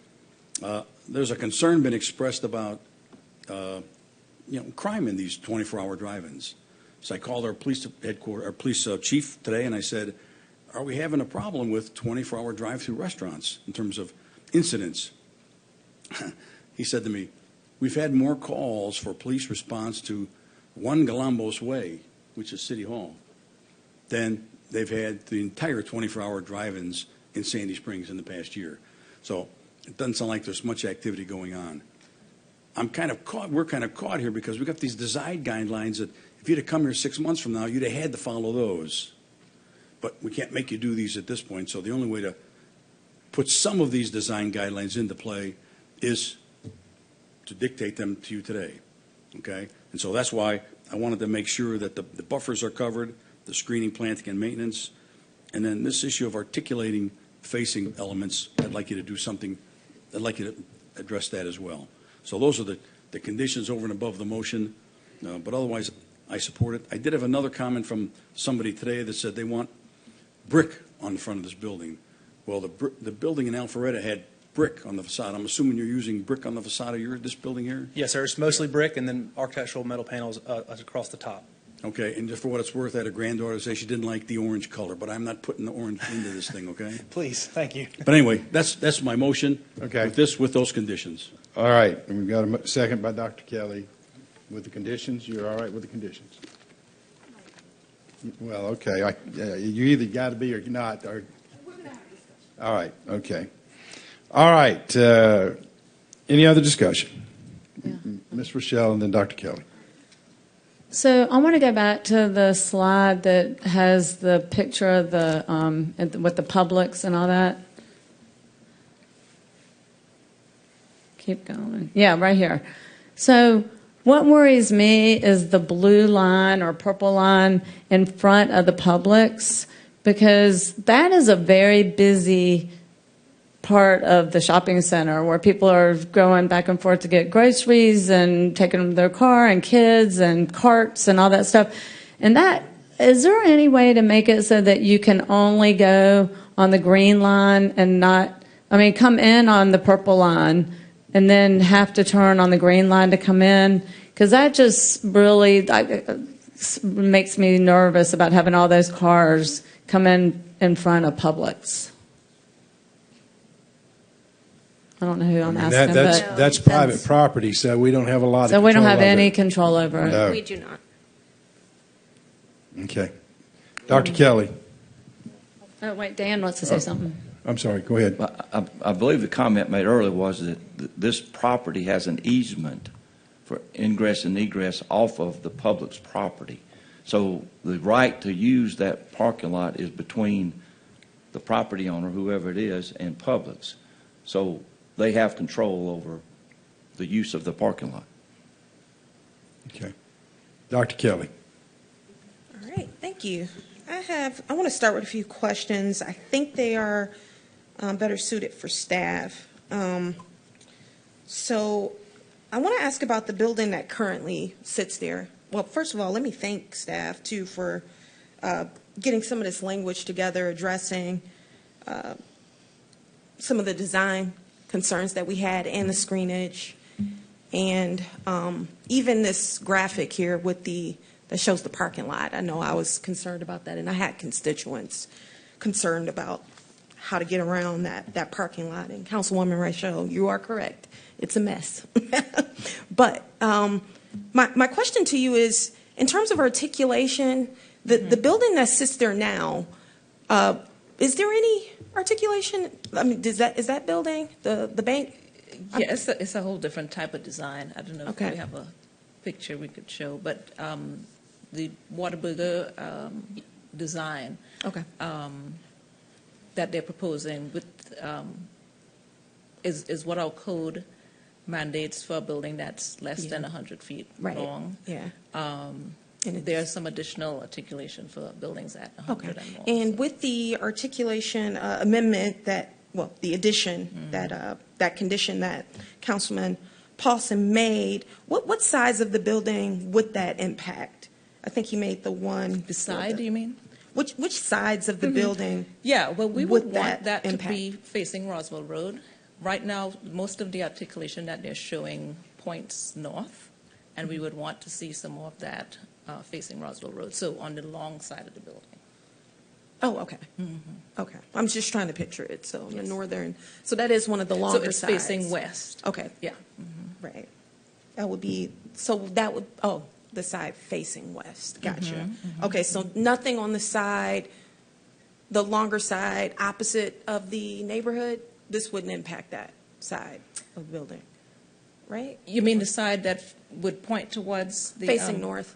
I mean, it can. I mean, I'm just curious. just for design purposes, yeah, we can, because it's all percentage-wise, so just based on what the design, what looks best and what... Okay. Yeah. Curious about that. All right, so, yeah. So I have a few, I do have some concerns. I think we've kind of talked about the design piece. I'd actually like to see building height articulation in addition to the building, but okay, I'll stop there. I do take issue with our interpretation of the, I guess you said, North End redevelopment plan and the mix of retails meeting a variety of needs and income levels. My argument would be that our challenge is that the needs that this particular establishment will meet are being met pretty nicely in that particular area, and so it's other aspects of income and income levels. So I take issue with that particular interpretation. But those are my questions for staff. I just want to say that, yeah, so the traffic safety is an issue. The design, we're at a critical point. We're discussing design guidelines. So how things look matter in this particular area. And I'm not convinced that this use going to a 24-hour drive-through right next to a neighborhood is in line with anything related to our North End work and the investments that have been made, planning, envisioning the North End. So I remain concerned. I'll leave that there and listen to my colleagues. So, thank you. So, I guess that, I went back and I looked, and we have 5 districts, I believe, that allow drive-through with conditional use. And 5 districts, you say? Yeah, this is one of them, I think. So I think it's just 2 districts. Commercial mixed use, shopfront mixed use, commercial corridor, and office mixed use. Is that not correct? I think you're mixing character areas. Okay. But it's just the CX, the commercial mixed use, and the SX. Okay, so the shopfront. CX cannot do this then? That doesn't matter. Okay. Yes, CX. So I think that Tucker recently, I know their ban on drive-throughs in certain areas brought them, I think, more in line with what we have today. Exactly, yes. Is that correct? Yes, because we, City Springs is our downtown area. Right. And in that district is not allowed at Correct. all, unless you already And have then one. the city of Atlanta, I think, does prohibit drive-throughs in certain areas because they're trying to promote walkable transit area or other dense type walkable zones. And then I also have the concern about the proximity to this close to a residential area. I know it's not a protected neighborhood. I hope when we go and do the Next 10 plan, we can look at some of the protections given to neighborhoods, also given to townhome communities because they are residential. But I think that is a concern for me, the proximity. And I think the only other one we have like this might be the townhome community near the Zaxby's, but they were built at the same time. So it's not like the person who buys the home at the end of the runway, they're aware of the airport, right? In this case, these individuals purchased their home, and there was a bank. Well, then the bank came, and now we're looking to do a different type of use there. So I'm not so sure. I know there is a buffered area, but I'm not comfortable with this use this close to a residential. And then if you look more broadly, I mean, we've had just since I've been on council, seems to be having more prevalence of drive-throughs. I know we had bank. Yeah. We have another bank coming up. We have this one. We have another one. And I don't know. I think there could be another one. So I just think that we're getting to this point where we have this prevalence, and I think we need to think about that. And we have to start somewhere. And I also know I've been at meetings with the people from the North End, and they're not in the audience tonight, but they have voiced concerns about they want improvement, and I'm not sure that this is the improvement that's going to make a significant change. And I don't know that this change is going to bring anything different than more of the same that we already have. So I just think that, I understand we want redevelopment, but I don't know how much of a change this enacts. And I'll leave it at that. And can I add, I know you feel like we're not winning, but just in the CS district over time, we've lost a few drive-throughs. If you remember KFC, Checkers, and this Wendy's. So at least we could say we won that. Mr. Baumann. All right. Thank you. Ms. Murchison, I can tell you that I did not decide, and I'm still deciding, so thank you for your comments. Thank you, guys. I want to say to the applicants, thank you for wanting to do business in Sandy Springs. We need that in a lot of places. This is a conditional use permit, as I understand it. Maybe Mr. Lee can back this up. We get a lot of flexibility as council members in our consideration. We can bring to our own biases and our thoughts and our sensibilities to this. That's why we're the deciders, right? Is that true, Mr. Lee? We have a lot of pretty wide latitude here. I agree with the part about you have greater flexibility, but I don't know about the bias part of it. Well, we bring our own life experiences. I don't mean bias and we bring our own thoughts and prejudice. So, there's a case that comes to mind from 4 or 5 years ago. It was before Ms. Millar and Dr. Kelly were on council, I'm pretty sure. And it was in what is Ms. Millar's district, I think was near her neighborhood. And it was, as I recall, a multifamily community, and they wanted to become an extended stay or the vice versa. And, zoning is forever. If we make this decision, it's a forever decision. And in that particular case, I agree with Ms. Smith. The rationale where I voted against it was it's just anything's better than nothing, and I didn't agree then, and I really don't agree now. I think I'm really stuck on the 24-hour component of this thing. I know that it may be a permitted use here, but it is a desired use. I think about the part of town where I represent. People might be up in arms if this was this close to their neighborhood, and I want to, what's good for one should be good for the other. I respect the business wanting to come into Sandy Springs, but I think we're not there yet. And I've heard from folks. I've heard some who are for it, some who are against it, some agnostic. I take that all into consideration. But I'm really stuck on this, on two things: the 24-hour nature of this, and its proximity to a neighborhood that has voiced objection. And really, is this what we want? Is this the vision for the North End? We have so many great needs up there, and I suspect, maybe a decision of no is not forever, a decision of yes is forever. Tonight, I'm a no. Any further comment? Hearing none, we'll call the question. The question's on agenda item 2025-182 as amended, an ordinance to allow for a conditional use permit to allow a drive-through facility in the CX3 zoning district with 8-foot fencing and solid fencing and screening vegetation, a 2-foot articulated front, and a contrasting color. Is that a fair statement of your motion, Mr. Paulson? Actually, I scratched contrasting color out. All right, take the contrasting color out. But the articulation I had in there, yes. All right.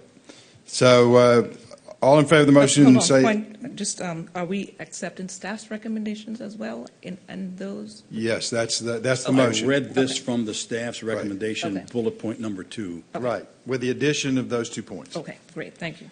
So all in favor of the motion, say aye. Aye. Opposed, no. No. No. All right, the chair is in doubt. All in favor of the motion, raise your hand. All opposed, no.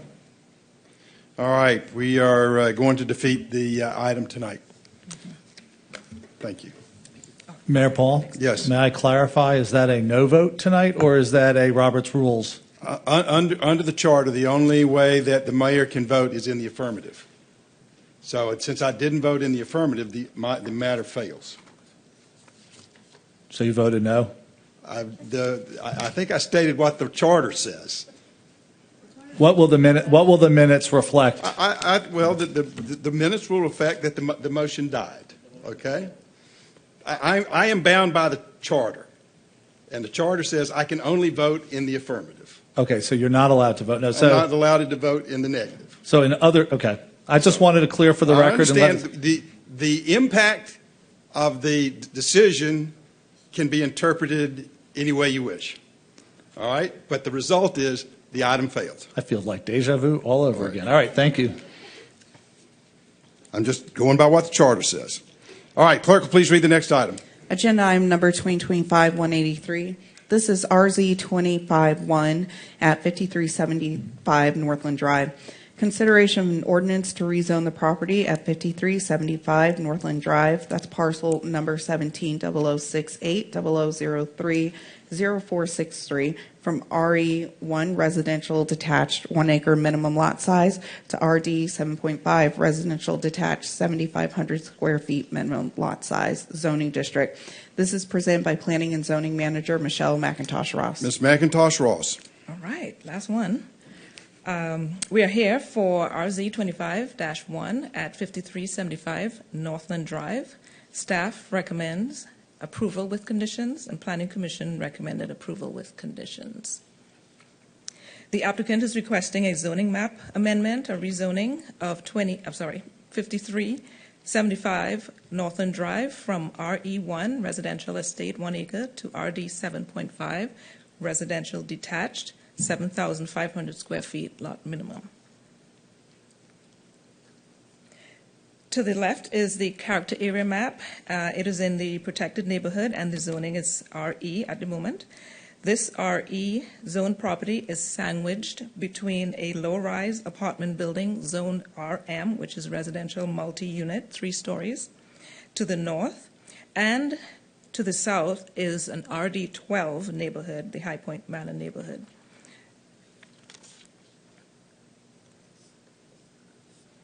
Here is an aerial. Let me just mention, though, across from Northland Drive to the west is the North Glen Estates neighborhood, and that is zone RD18. And there are a few RE lots along Northland Drive, as you can see. To the left is the aerial of the subject site. Outlined in teal blue is the subject site. The existing survey is to the right, and it shows the almost 2-acre property with the existing site, home site, and the driveway shown on that survey.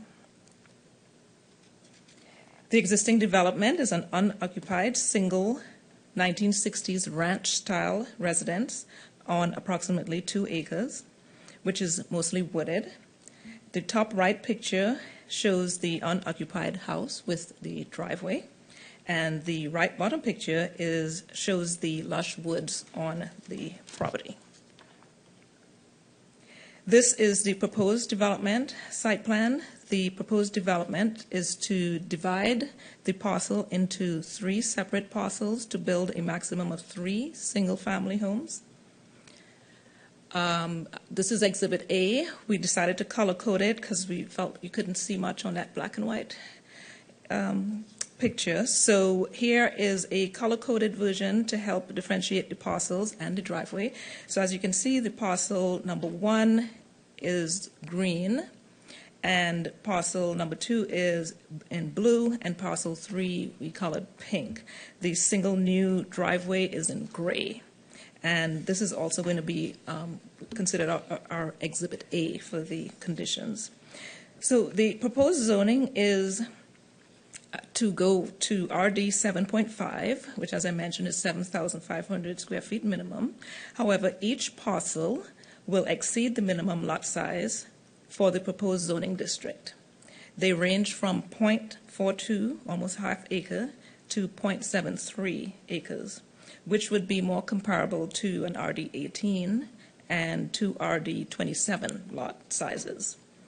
The RD 7.5 zoning is being used to meet the frontage requirement of 60 feet along Northland Drive.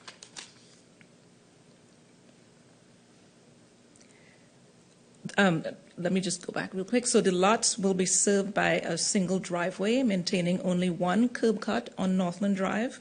And this is important for safety of pedestrians and other traffic by minimizing the number of conflict points along the roadway and along the sidewalk. Yeah. So the 60-foot requirement, if you go back to this picture, okay, along Northland Drive, you're saying the way it now stands, The green stretch along Northland is 60 feet. The blue stretch up to the driveway is 60 feet. And south of the driveway, that pink stretch is 60 feet. Yes, but it's deceptive because the Yes, pink it is. goes under the driveway. What's under the So driveway? there's pink portions. If you look under, I see. yeah. So maybe we could have made it more transparent. But for the blue and the pink, that driveway goes over it, so it looks like it's okay. Continue. All right, here we go. So the considerations. The next 10 comprehensive plan. This will improve the transitions between the land uses and maintain the larger lots similar to the adjacent neighborhoods. As I mentioned, the lot sizes would be more comparable to RD18 and RD27 lot sizes, ranging from the 0.42 acres to 0.73 acres. The subject site will serve as a needed transition between that multifamily apartment complex to the north, transitioning down to the single-unit protected neighborhoods to the south. The proposal will result in increasing the housing stock of new single-unit detached housing by 3, therefore increasing the opportunity for owner-occupied homes in Sandy Springs, which is a good thing.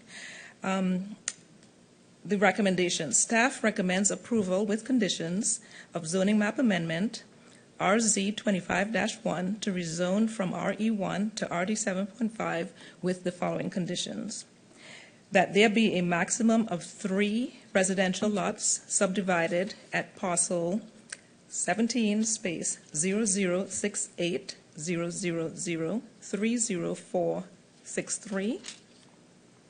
And number 2, that all 3 lots shall be served by 1 access point from Northland Drive at the most suitable location to be determined by the city engineer.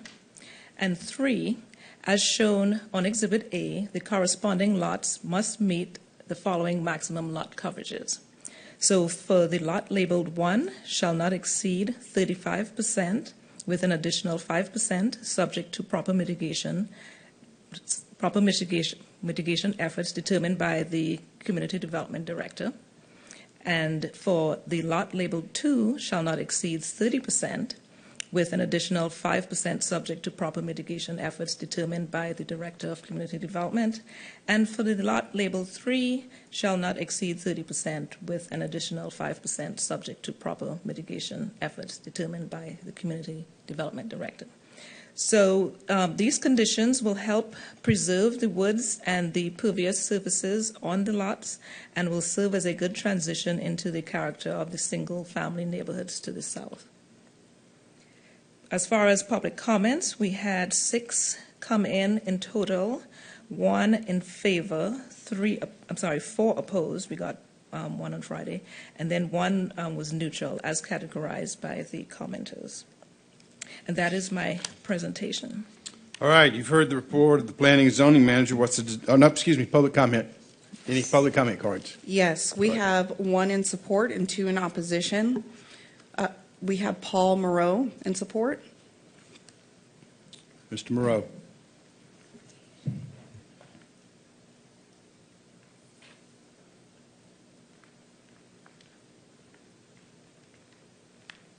Thank you, Mayor and council members. My name is Paul Marat. I live at 550 Timber Valley Road, which is about 3 blocks to the south of this, right off High Point Road. I've lived in the neighborhood for 25 years, built the house 25 years ago, have built multiple other houses in the High Point area. Most recently, we've either built or started 8 houses in Country Hills Estates, which is also in the High Point area. It's just off Glen Ridge, in between this site and Roswell Road. I'm very dedicated to the neighborhood. I love High Point Civic Association. I'm also a board member, have been for the last half-dozen years. Want to make sure development is done right. These are going to be very nice houses. If you would like to drive through Country Hills Estates, you're going to see that. We built some really nice houses. I'd like to reserve for the rest. Any questions, by the way? We'll save those for once. Thank you. All right, those in opposed. All right. First, I have Mitchell Adam K. Jr., who will be followed by David Kanaski.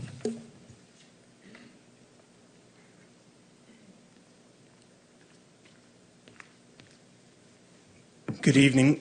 My name is Mitchell Adam K. Jr. I go by Adam. I live at 5375 High Point Manor. It is the street, I guess, directly to the east of the subject property. I am speaking tonight in my individual capacity, but I'm also the author of the letter that was written and signed by 9 homeowners of the High Point Manor Homeowners Association. There's a few things that were mentioned in the staff report and a few things that were left out that I'd like to touch on. With regard to the comprehensive plan and there being a transition, I don't necessarily dispute that this would be a transition. I don't think we need a transition any further than what transition is there. The multifamily on Glenridge in Northland is very dense multifamily. The multifamily immediately to the north of this site is a 17-unit low-rise garden-style apartment. So there's already a pretty nice transition. But what's more important is what wasn't mentioned. The comprehensive plan mentions that decisions be made in a uniform and predictable manner.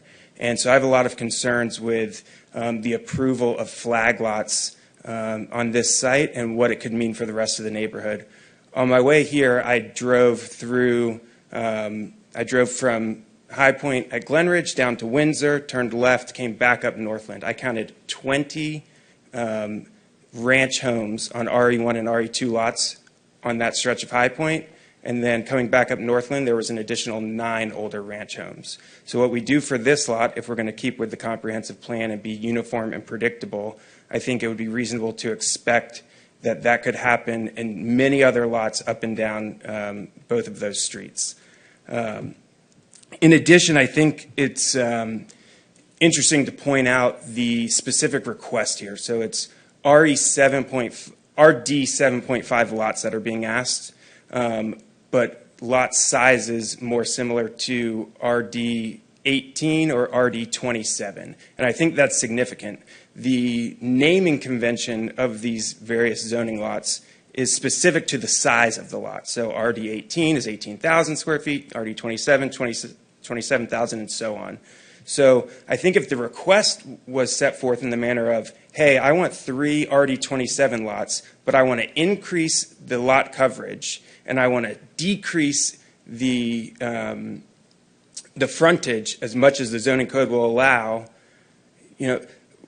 I don't think that would be a very appealing application. But instead, and I give the applicant credit for being creative, he said, okay, I want RD 7.5, but I'm going to make them even bigger than what I'm allowed, and I'm going to do even less dense than what I'm allowed. But if we invert it to what it really is, I think that it creates a dangerous precedent, something that Commissioner Baumann mentioned, that sometimes nothing is not worse than something. I apologize, I'm misquoting you, but there are plenty of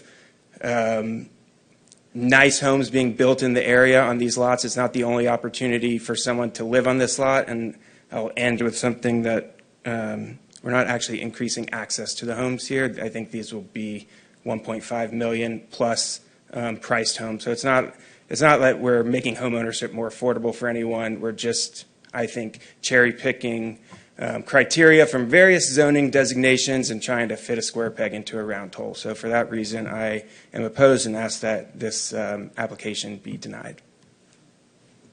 Next is David Kanaski. Kanaski.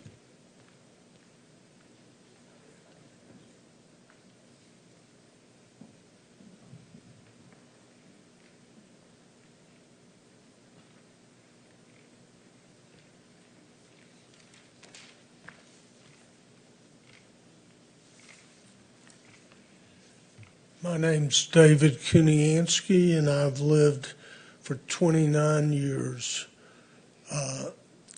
across the street from this lot, and I see no reason why we have to throw all our rules and regulations down the toilet to let somebody add more lots to the area. The area, if the applicant would just meet the requirements of the area, he should be able to get by. There's no reason to turn three. I mean, the big thing you saw when we're moving things, not calling them flag lots because of a technicality, you're just, it's the wrong way to go for the neighborhood. And if I could save some of my time for rebuttal, I'd like to. All right, I'm not sure that would not be allowed. You need to say whatever you're going to say now. Okay, Only well, the applicant has the opportunity to come back. Because we Okay. have other people who want to speak, so. Okay, well, I'm against it. I own, like I say, I've got two, on one side of the street, you've got a series of 2-acre lots. On the other side of the street, you've got some compromises to that. And I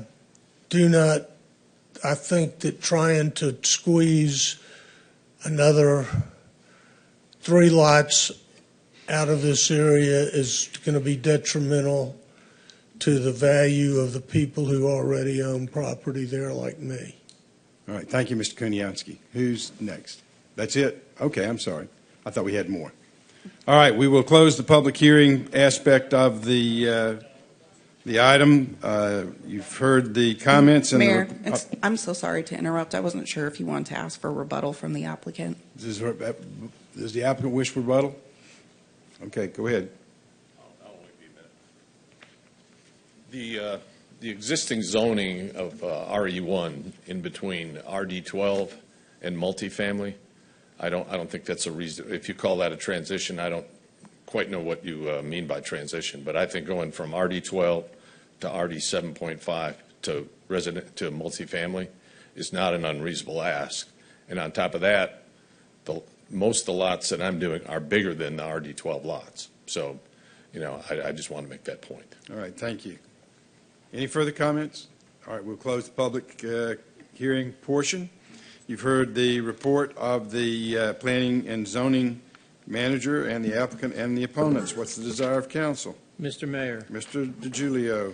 I move approval of item 2025-183 of 5375 Northland Drive with the staff conditions and also with some additional things on here.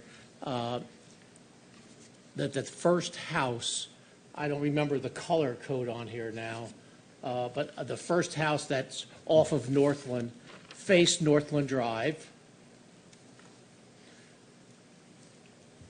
There we go, the green. Face Northland Drive. And, Michelle, we require sidewalks on that area, don't we? It's on that the goes sidewalk. without saying. It's on the sidewalk network, and that's the only piece that's missing. I'm sorry, I can't hear. Yeah, it's on the sidewalk master plan. Oh, it is, Yes. okay, okay. So then the condition, the additional condition I have to put is that the house on the green face Northland. Okay. Okay?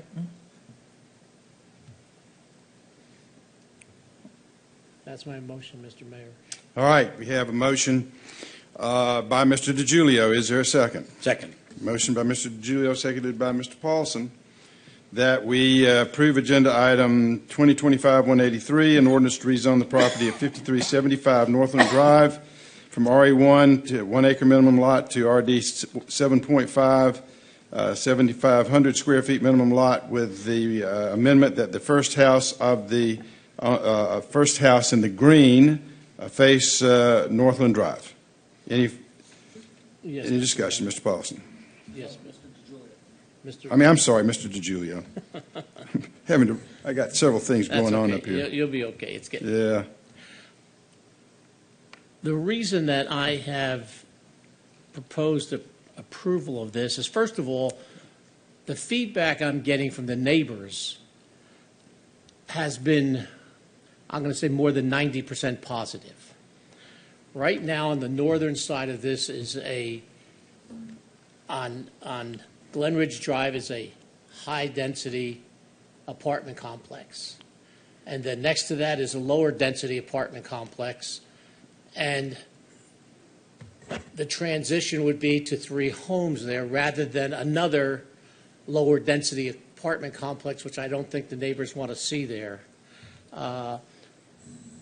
I've been opposed to flag lots since we passed the original thing in 2006 or 2007 against flag lots. But I think in this case here, I know this piece of property, it's a 2-acre piece of property, and in the entire High Point area, there's been a lot of 2-acre pieces of property, but 2 acres is really not economic in Sandy Springs anymore because the size of a house you have to put on 2 acres is so astronomical that, you're talking about $3, $4, $5 million homes. And granted, these houses are probably going to be, somebody said $1.5 million. There's no way these homes will be $1.5 million. They'll be $2 million homes. There's no question about it because the land is so expensive. If we want to have more housing in Sandy Springs, we've got to make it more affordable for people. And the biggest thing in affordability, especially in the south, in the High Point area, and all the south of 285, is the cost of the land. The land is just astronomical. And so I think this makes a lot of sense here. It's a compromise, I understand. I haven't received very many objections to it, except from one housing development. And I understand that they don't want this backing up to them, but I think they'd rather have this back up to them than have another apartment complex backing up to them, which is the alternate use of this 2 acres here. And so that was reason for my proposal, for my recommendation on it. All right. Any further comment? Yeah, I have. Ms. Rochelle. Ginger, real quick question before I say what I want to say. Can you put apartments on here? Or, Kristen, you can't put apartments on here, right? Not as it's currently Right, zoned. okay. So what I observed when I went to visit the property was it was surrounded by single-family homes, not high-density development. And this proposal is asking to fit 3 lots where the zoning requires large estate lots. And I would probably be okay with putting 2 houses here, but I feel like it's a forced frontage. Like Adam said, it's like putting a square peg in a round hole. I've been consistent in saying that I want more owner-occupied housing in Sandy Springs, but that does not mean approving every project that comes forward. Responsible development means creating housing opportunities while preserving the character and standards of our neighborhoods. This rezoning manipulates frontage to make the lot appear workable, but the reality is that it stretches the intent of our zoning code. If we approve this, we set a precedent, like Adam said, that our RE1 zoning can be chipped away whenever someone wants to squeeze in more density. And that's not fair to the neighbors. I went and visited David at his house. They invested a lot in their single-family homes, and it's not right for long-term planning decision, in my opinion, for Sandy Springs. So I support bringing more owner-occupied homes to Sandy Springs, but not compromising our zoning standards or the character of our neighborhoods. This proposal manipulates frontage, increases density where it does not belong, and sets the wrong precedent, and for those reasons, I cannot support it. Any further discussion? All right. Hearing none, we will call the question. The question is on agenda item 2025-183, an ordinance to rezone the property at 5375 Northland from RE1 residential to RD 7,500 square feet minimum lot size, with the first house on the green portion to be facing Northland. All in favor of the motion say aye. Aye. Opposed, no. The item is approved. Clerk, please read the next item. Agenda item number 2025-184. This is consideration of an ordinance to set the millage rate for fiscal year 2026 ad valorem tax rate, and this is the third and final public hearing. Presented by City Manager Eden Freeman. Ms. Freeman. Good evening, Mayor and council members. As the city clerk said, this is our third and final public hearing to establish the tax rate for 2025. It is proposed by staff to remain the same as the tax rate that is in our charter, 4.731 mils. I'm happy to answer any questions council may have. All right, have we received any public comment cards? Excuse me, nope. All right, we will close the public comment period. You've heard the report of the city manager. What's the desire of council? Mayor Paul. Mr. Paulson. I move approval of agenda item 2025-184. Well, we don't have to vote. I'm sorry. Yep, you do. We do. We do? Oh. That's a typo in your script. I'm sorry, Mayor Oh, Paul. okay. I was confused because it says no action needed, but I thought Sorry we had to about adopt it. All right. So action is tonight, yeah? Yes, we do. My script was wrong. So, all right. Mayor Paul. Mr. Paulson. I move approval of agenda item 2025-184. Consideration of an ordinance to set the millage rate for fiscal year 2026 ad valorem tax rate, public hearing number 3. All right, we have a motion by Mr. Paulson. Is there a second? Motion by Mr. Paulson, seconded by Mr. DiGiulio, that we adopt the ad valorem tax rate as proposed and published at 4.714. 13.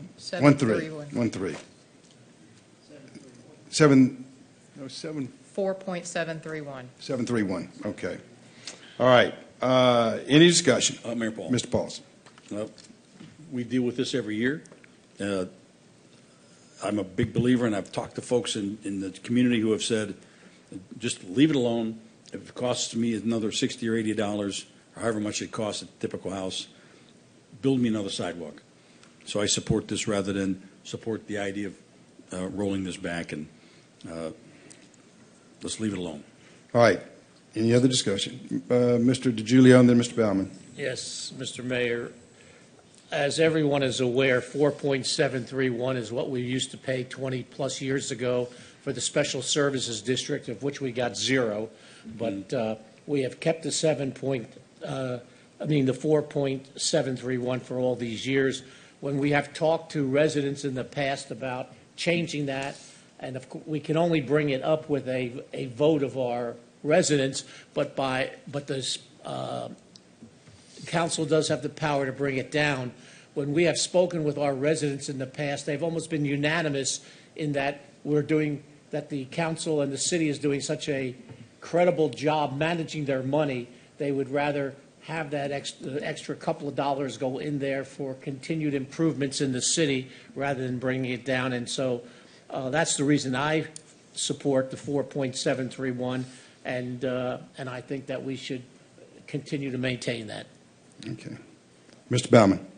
Thank you. I think I largely agree with what I heard, although I do know that our residents are deeply concerned about taxing coming from all places. We all pushed back on the Fulton County tax increase, and I'm glad they didn't do that in the interest of just doing my job. This morning I had some questions, and I want to at least close the loop for folks that may have been listening. My understanding was the impact of a rollback would have been $400,000, that while we don't know what the impact on the budget would have been, because they're still moving targets, it's a de minimis amount. We probably could have absorbed it in the budget, a rollback, and it would have been a good signal to the community. And something that we always need to be mindful of. But I also asked this morning the city manager as to whether a rollback could impact our credit rating. And I think the answer was maybe. Is that an accurate representation? Yes, possibly. Possibly. And I'm not willing to take that risk. So I will continue to look out for the tax dollars. A change in our credit rating would be much more costly than $400,000 for this city. So we just need to be mindful of the dollars that we raise in our taxes. We need to continue to deliver more and better services for those dollars. That's one way we can effectively give a tax cut, is when citizens get more for what they pay. And that's my commitment, is to make sure we get more, better service for what we pay. But for tonight, I think we leave this alone. Any other discussion? Well, if you read the Moody's report, one of the concerns they raised was the fact that we are capped with our millage rate. So that is something that's on at least on Moody's mind. We haven't gotten the S&P ones yet, but they did highlight the fact that we are revenue constrained by the millage rate. So that is a particular issue that we need to be cognizant of. Is there any further discussion? Hearing none, we'll call the question. The question's on agenda item 2025-104, 184, an ordinance to set the millage rate for fiscal year 2026, ad valorem rate at 4.731 mils. All in favor of the motion say aye. Aye. Opposed, no. The item is approved. Moving to old business. The clerk will please read the next item. This is agenda item number 2025-139, consideration of an ordinance to amend Subpart A, Chapter 6, Article 2, Division 7, that's Section 6-175 of the City Code of Ordinances to amend the definition of city springs to include additional on-street parking and public parking facilities. This is presented by Director of Facilities and Capital Construction and Building Operations, Dave Wells. Good evening, Mayor and Council. Next two items are addressing the parking here at City Springs. And before I present my first item, I would like to introduce the owner of 12 Oaks, Jeremy Scott, and his Senior Vice President. They got a quick presentation to go over the things that they've done over the last 4 months when they took over the operations here at City Springs.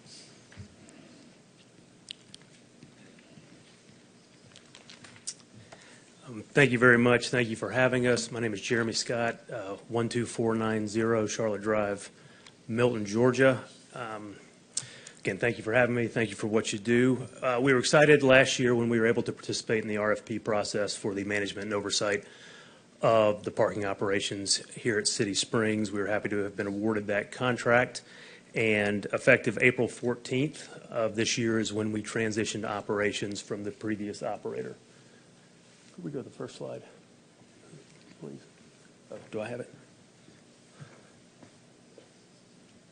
Oops. Thank you very much. Sorry about that. When we took over, some of the primary goals that we were given by the city was to improve customer service and parking efficiency, as well as streamline operations and support a better and overall experience for visitors, residents, and staff. We took over, and for those of you that don't know, the scope of our operations are we manage the new on-street parking program, both management of the revenue collection as well as the enforcement. We operate the parking deck. We operate the valet services on property for both the retail operations as well as the event side of the business. And we coordinate with staff regarding special events, management of logistics of those events. What I wanted to try to briefly do is highlight in our minds what are some of the early successes of the 3 months that we've been in operation here on the property. From a financial perspective, we feel like we've been able to bring an immediate positive impact for the citizens of Sandy Springs. Historically, we were aware that the parking operation was not consistently covering its operating expenses. And at this point, we've eliminated all of the costs to the city for the parking program through what we believe is responsible deployment of revenue enhancement strategies. We believe in the first year we're going to be able to at least double the annual revenue collections when compared to previous years of operations. And that's with we're going to show some data later in the presentation. But as it relates to the street parking, over 88% of residents or visitors who use the street parking are still able to get free parking based on the posted grace period for those spaces. From an operational customer service perspective, the additional revenues have allowed us to invest in additional personnel and management to help be here on site and help administer the program. We've been able to more effectively coordinate with tenants and city staff on the parking program.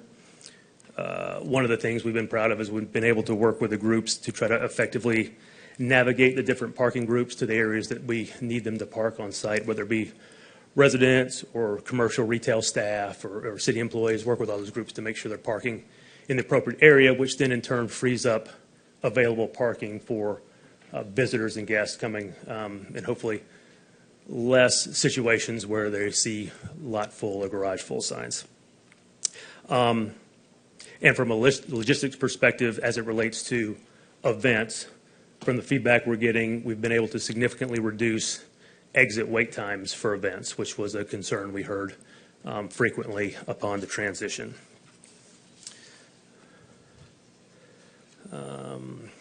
Valet operations, we feel like we've made improvements to the aesthetics, the logistics, the professionalism of the valet operation.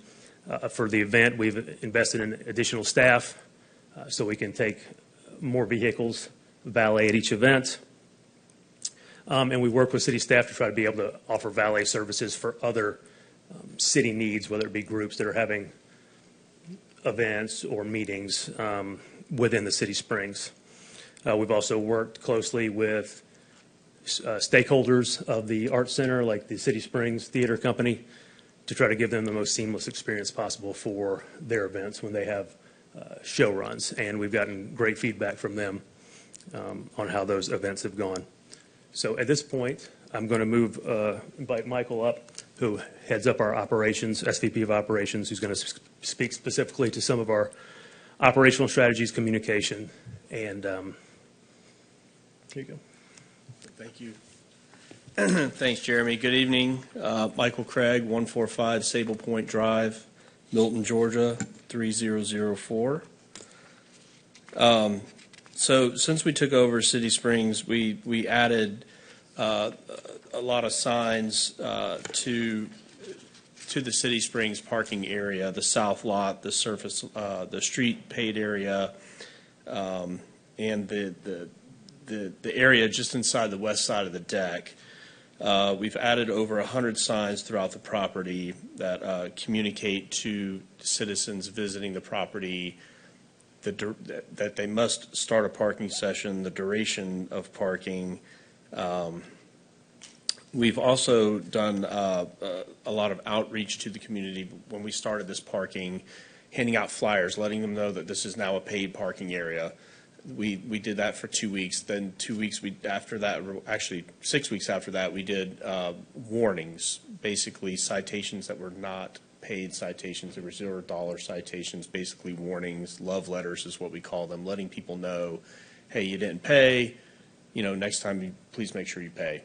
Then we started issuing citations throughout or in the paid area. We have additional signage coming. I believe Dave Wells has one. We have one here. This is one of the newer signs that will be going out soon. We'll be deploying this tomorrow. It's a visitor-friendly sign that, parking isn't free till you register with me. A very catchy phrase to try and help remind people that, hey, you do need to register for a parking session. Just scan the QR code. You can text to pay. It's a simple 3-step process. It's very user-friendly, very easy. We also have static stickers that will be going in all of the retail stores and their windows that will also have that QR code and that text code to try and get the message out to everybody, to let them know, hey, this is a paid parking facility. You do get 2 hours free, but you must register your car. That way we know how long you've been here.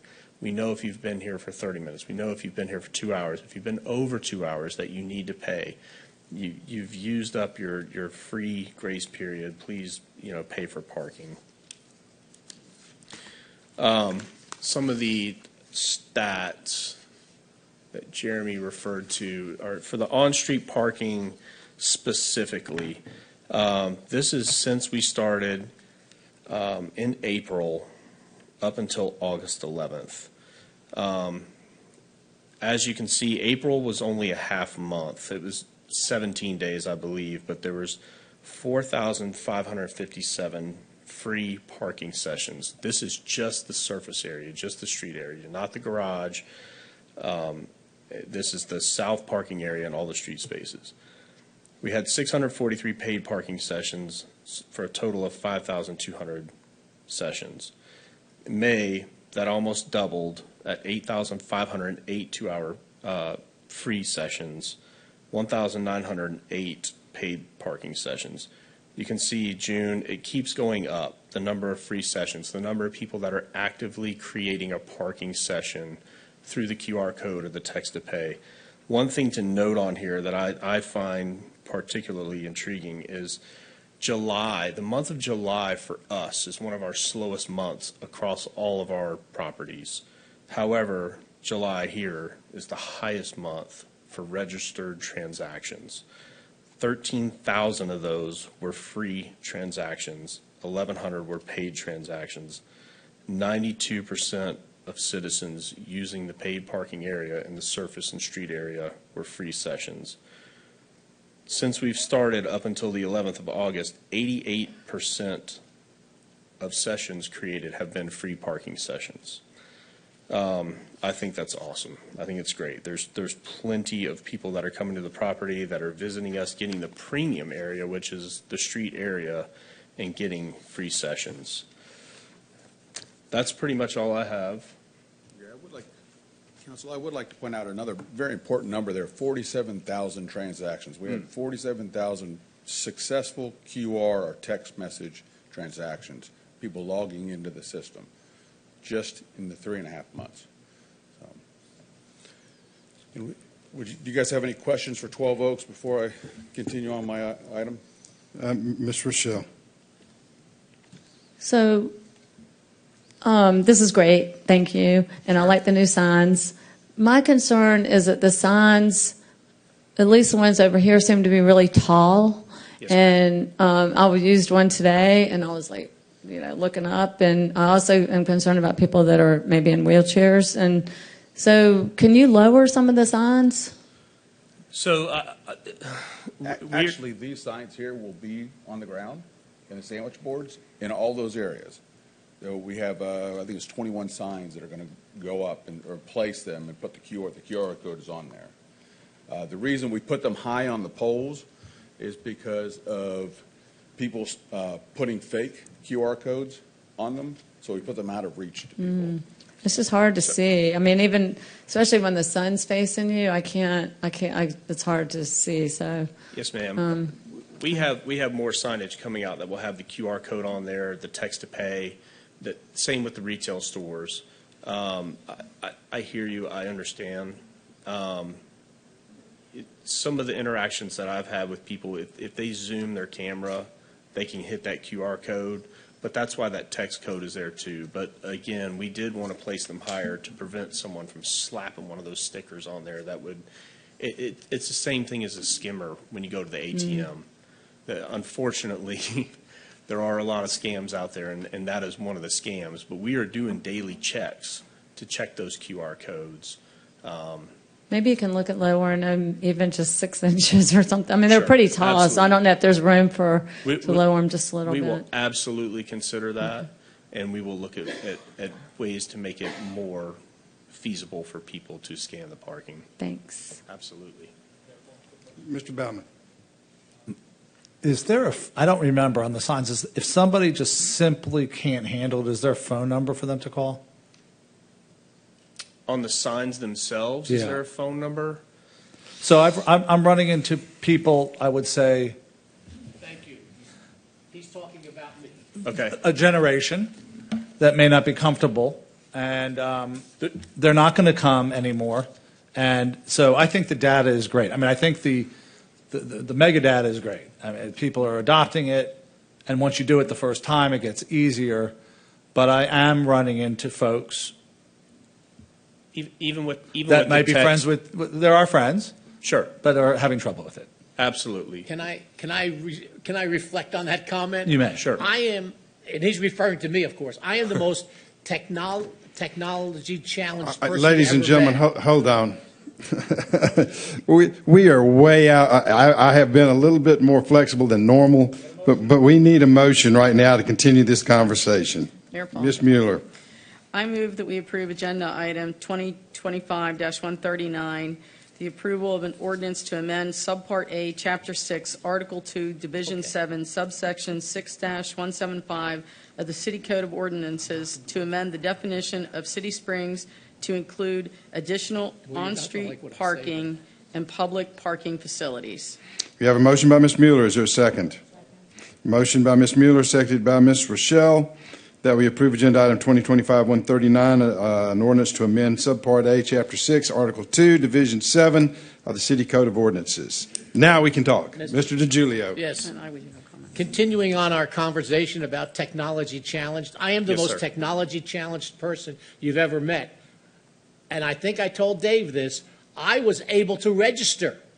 So anybody who's technology challenged is no stupider than I am. And I was able to register on there. So I don't think it's a big problem for people to register on those QR codes. I don't understand them at all. I don't want to understand them, but I was able to do it. All right. Yes, sir. Ms. Mueller. So first, I want to say, I think that when we rolled this out, it was a little bit rocky, but I think that 12 Oaks, you've answered, at least from anything that I've sent your way, because I've been getting the brunt of all the, because this is my district. Yes, ma'am. A lot of the questions and emails, and you've been very responsive, worked to resolve the cases. I know that partial and then full refunds, and in the beginning, you were very responsive. But I just had some questions about how have you been working with the businesses to make sure that their patrons or understand? I mean, I know I saw things in the window, but do you have like an open line of communication with them to make sure that you know that things are going okay or not okay? Yes, ma'am. We've had several meetings with Ashley Baranda, I believe is her name, the retail the Aston City Springs manager. Okay. We've also we've had open meetings for all of those retail tenants to come to answer any questions that they have. We have distributed literature to them that are basically like 1, 2, 3, how to explain to your customers how they register for parking, how to complete the process. We've given them literature. We've explained everything. We've visited each of those retail stores in person. Our on-site manager has. And I think Ashley, so I met her today over in the apartment complex. So she had mentioned that some of the residents, for whatever reason, were having issues and it was impacting them. But she said we'd talk about that another time. I mean, I don't know. Is that visitors? Are you aware of any issues with the residents that live there having issues with the parking? I am aware of an issue with a horn on the ramps, a Tesla horn specifically. Okay. And we are working on that with our developers of the app Okay. to have a message that states, Teslas, please do not park in this area. Something that's friendly, that when they go to register for that session, it pops up there. And People are getting their alarms going off much earlier in the morning than they're anticipating. Okay. So I'm glad you're working on that. Yes, sir. And then on the QR scam that you're preventing, like you said you monitor, is it daily? So do you check just the signs that are posted, or do you also go and check the signs that are in all the establishments as well?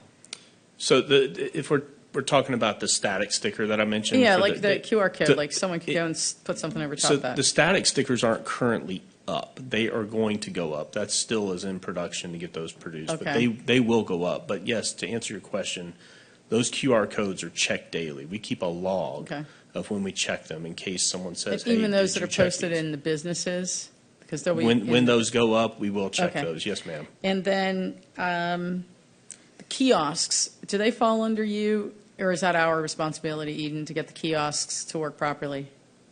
We are working on that currently. Do we have a timeline of that and when those will be available? And So the bottom line is they will be very expensive if we want to replace them. We wanted to try the new signage to see if the kiosk would be necessary before we make that expenditure of funds. Okay. And then just curious on the unpaid stats, like, I love data. Mm-hmm. So how do we compare, how does Sandy Springs compare to the other locations that you have as far as payment, non-payment?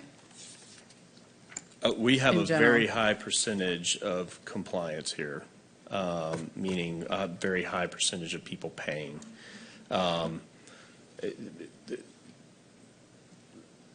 We don't have a high percentage of citations issued for non-payment here compared to other properties. And I just want to point out, too, that I know that there's consternation about QR code and texting, but people can still pull a ticket and go into the garage. If they're comfortable parking in a garage, they can pull a ticket, and that still operates as normal. Correct. So, and we're not changing that, at least not yet. So. Correct. Or maybe not. I don't know what we're going to do with that. But people, if they don't feel comfortable with this, they can still go into the garage Absolutely. and go behind the arm. because on- 24/7. Yeah, on the other side where there's valet, but on the weekends, which I had to learn, people park there for the farmer's market. And then if their children are running on the green and they go over 2 hours, then they had to register.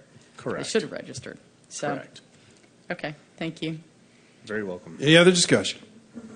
All right, hearing none, we'll call the question. The question's on agenda item 2025-139, an ordinance amending Subpart A, Chapter 6, Article 2, Division 7 of the City Codes of Ordinances to amend the definition of City Springs to include additional on-street parking in public facilities. All in favor of the motion, say aye. Aye. Opposed, no. The item is approved. The clerk will please read the next item.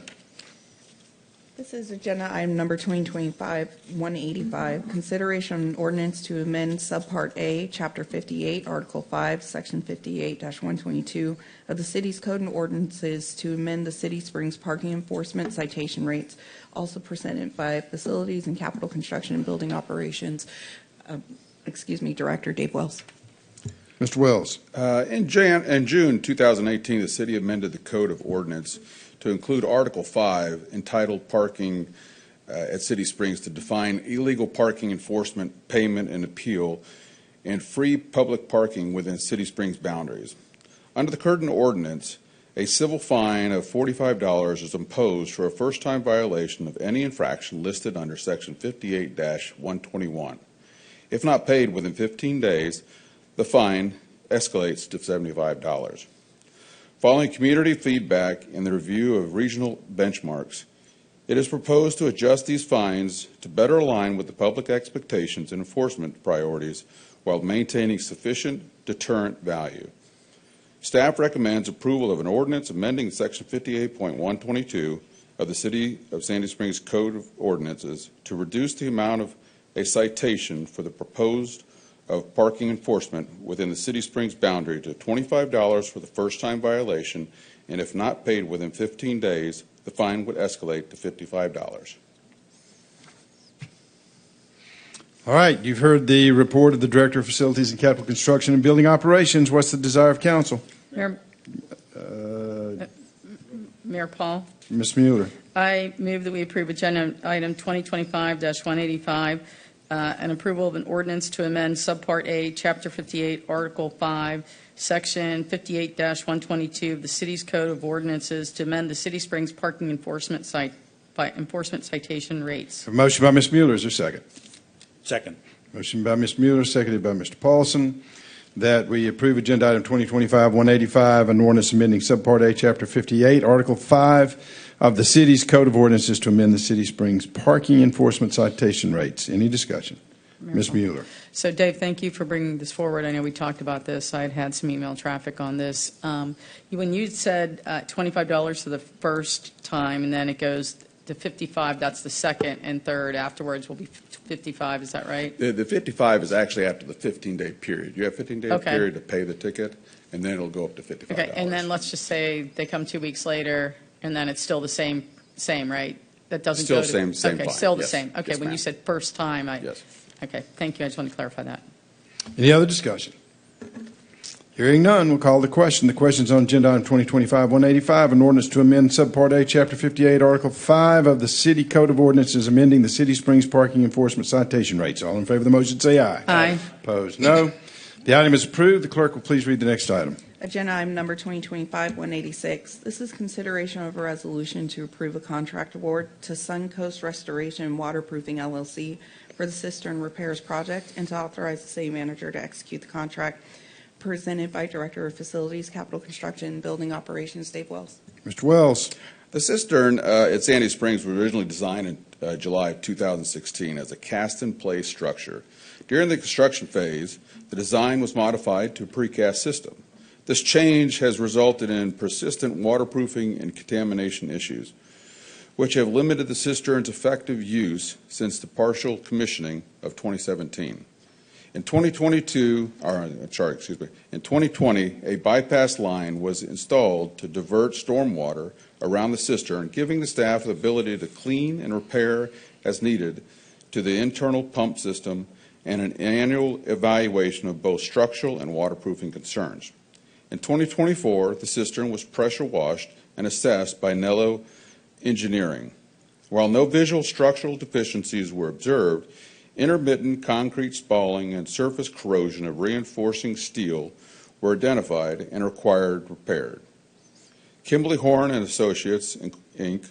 was also engaged to inspect the cistern and provide design recommendations.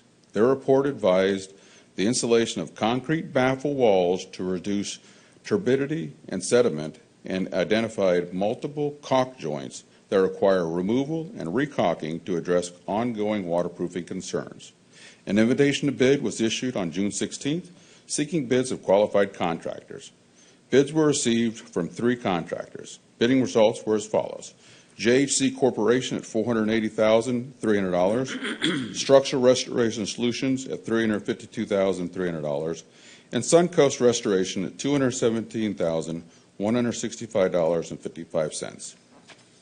Upon review of the bids, staff recommends a contract award to be made to Suncoast Restoration of Waterproofing LLC for the cistern repair project in the amount of $217,165.55, and a request authorization for the city manager to execute the contract.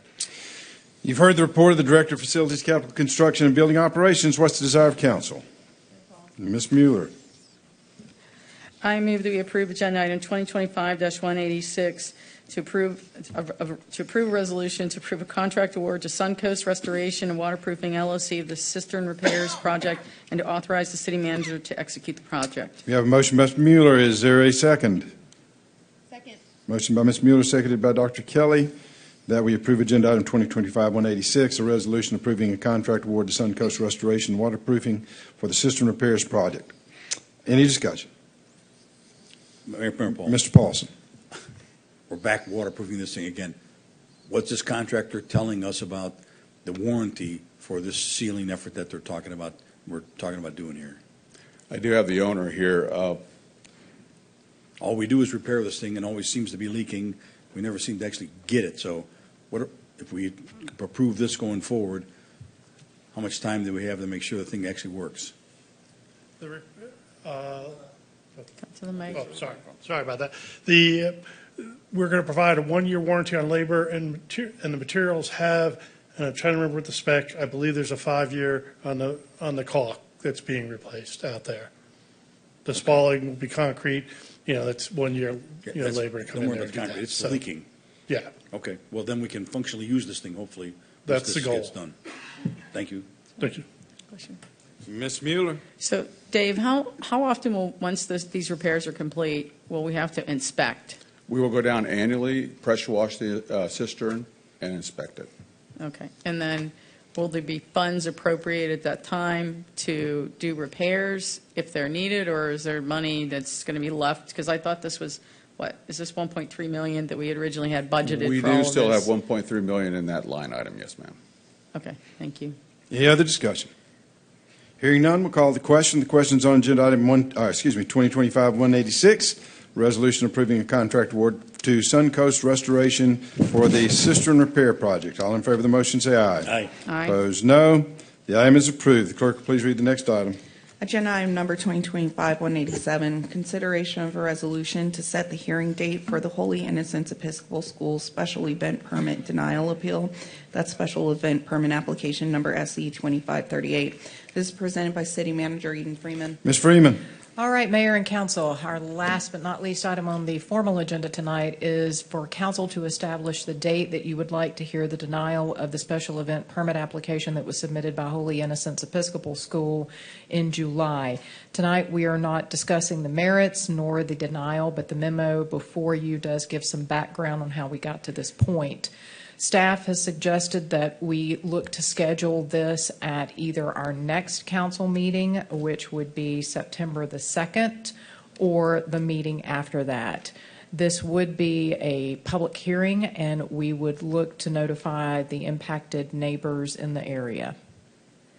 All right, you've heard the report of the city manager. What's the desire of council? Mayor Paul. Mr. Baumann. I move that we adopt agenda item 2025-187, consideration of a resolution to set the hearing date for Holy Innocents Episcopal School special event permit denial appeal, and I would like to set it for September 2nd. We have a motion by Mr. Baumann. Is there a second? There's a motion by Mr. Baumann, seconded by Ms. Rochelle, that we approve agenda item 2025-187, a resolution setting the hearing date for the Holy Innocents Episcopal School special event permit denial appeal for September 2nd. Any discussion? Mayor Paul. Mr. Baumann. Only as a scheduling matter, I have confirmed with, and I think you have with folks at the school, that this also meets within their needs to host the event, and this is enough time. And also, I believe this will be enough time. I've already been in touch with neighbors and adjacent property owners, so I don't think we'll have any trouble getting the word out. Yes. Any other discussion? Mr. Paulson. Thank you, Mayor Paul.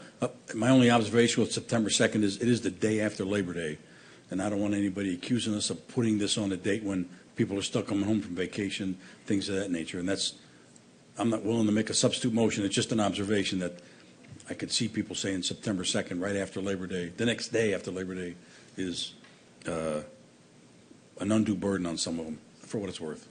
All right. Any other discussion? Hearing none, we'll call the question. The question is on agenda item 2025-187, a resolution setting the hearing date for the Holy Innocents Episcopal School special event permit denial appeal for September 2nd. All in favor of the motion say aye. Aye. Opposed, no. The item is approved. Moving to reports. One of the things I'm most proud of is my command of parliamentary procedure. And but even occasionally I will make a mistake, and I have made one. I conflated the parliamentary procedures with the requirements in the charter. And as the city attorney is wont to do, rather than embarrassing me in public at the time, he sent me a text message and said, "You may want to read this." And so when I make a mistake in public, I want to make sure I correct it in public. So I want to make sure that the minutes reflect that I voted negatively on the item that was tied for the. So just make sure that, and I will promise not to make that mistake again. Next thing is great news for the city. We got Moody's gave us a AAA bond rating. That just shows how well we're managed from the city's budgeting perspective, from our financial controls, from the management of the financial operations, Ms. Freeman and Ms. Carlisle. I'm sad she's not here to be able to hear this tonight. Today is her birthday, Oh, so that is why she is okay. not Happy here. birthday. She is on vacation this week. So that's the gold standard for financial accounting and the creditworthiness of a community. There are very few cities and counties and states that qualify for the AAA. We've been able to do that. We're awaiting Standard & Poor's ratings. We're hopeful and optimistic that they will see the same thing they saw in us 3 or 4 years ago and what Moody's has just seen from us in the last few weeks. So I think that's something that the staff and the financial team should be very proud of, as well as the council and the whole city, because it just shows how well this community is managed. And Eva, I think Eva would be proud that we're still managing things 20 years later to the standards that she expected us. Those are my reports. Anybody else? Thank you. All right, Mr. DiGiulio. I do have one thing, and this is for Dan. Dan, you were talking about doing a resolution for the booting. One of the things I would ask you to do in the booting resolution is to require these booting companies to take credit cards, because a lot of them only take cash. And people today, myself included, do not carry any cash. And so if they don't take credit cards, then people are forced, to call relatives or something. And so if you could put that in the whatever the resolution you're putting, I think that would be helpful to our people. All right. Anything else? All right, ladies and gentlemen, we don't need an executive session tonight. So, Mr. DiGiulio. What's the matter? Hallelujah. I thought you said point of order. Mr. Mayor, I move adjournment. Mr. DiGiulio moves adjournment, seconded by Mr. Baumann. All in favor say aye. Aye. Opposed, no. We are adjourned.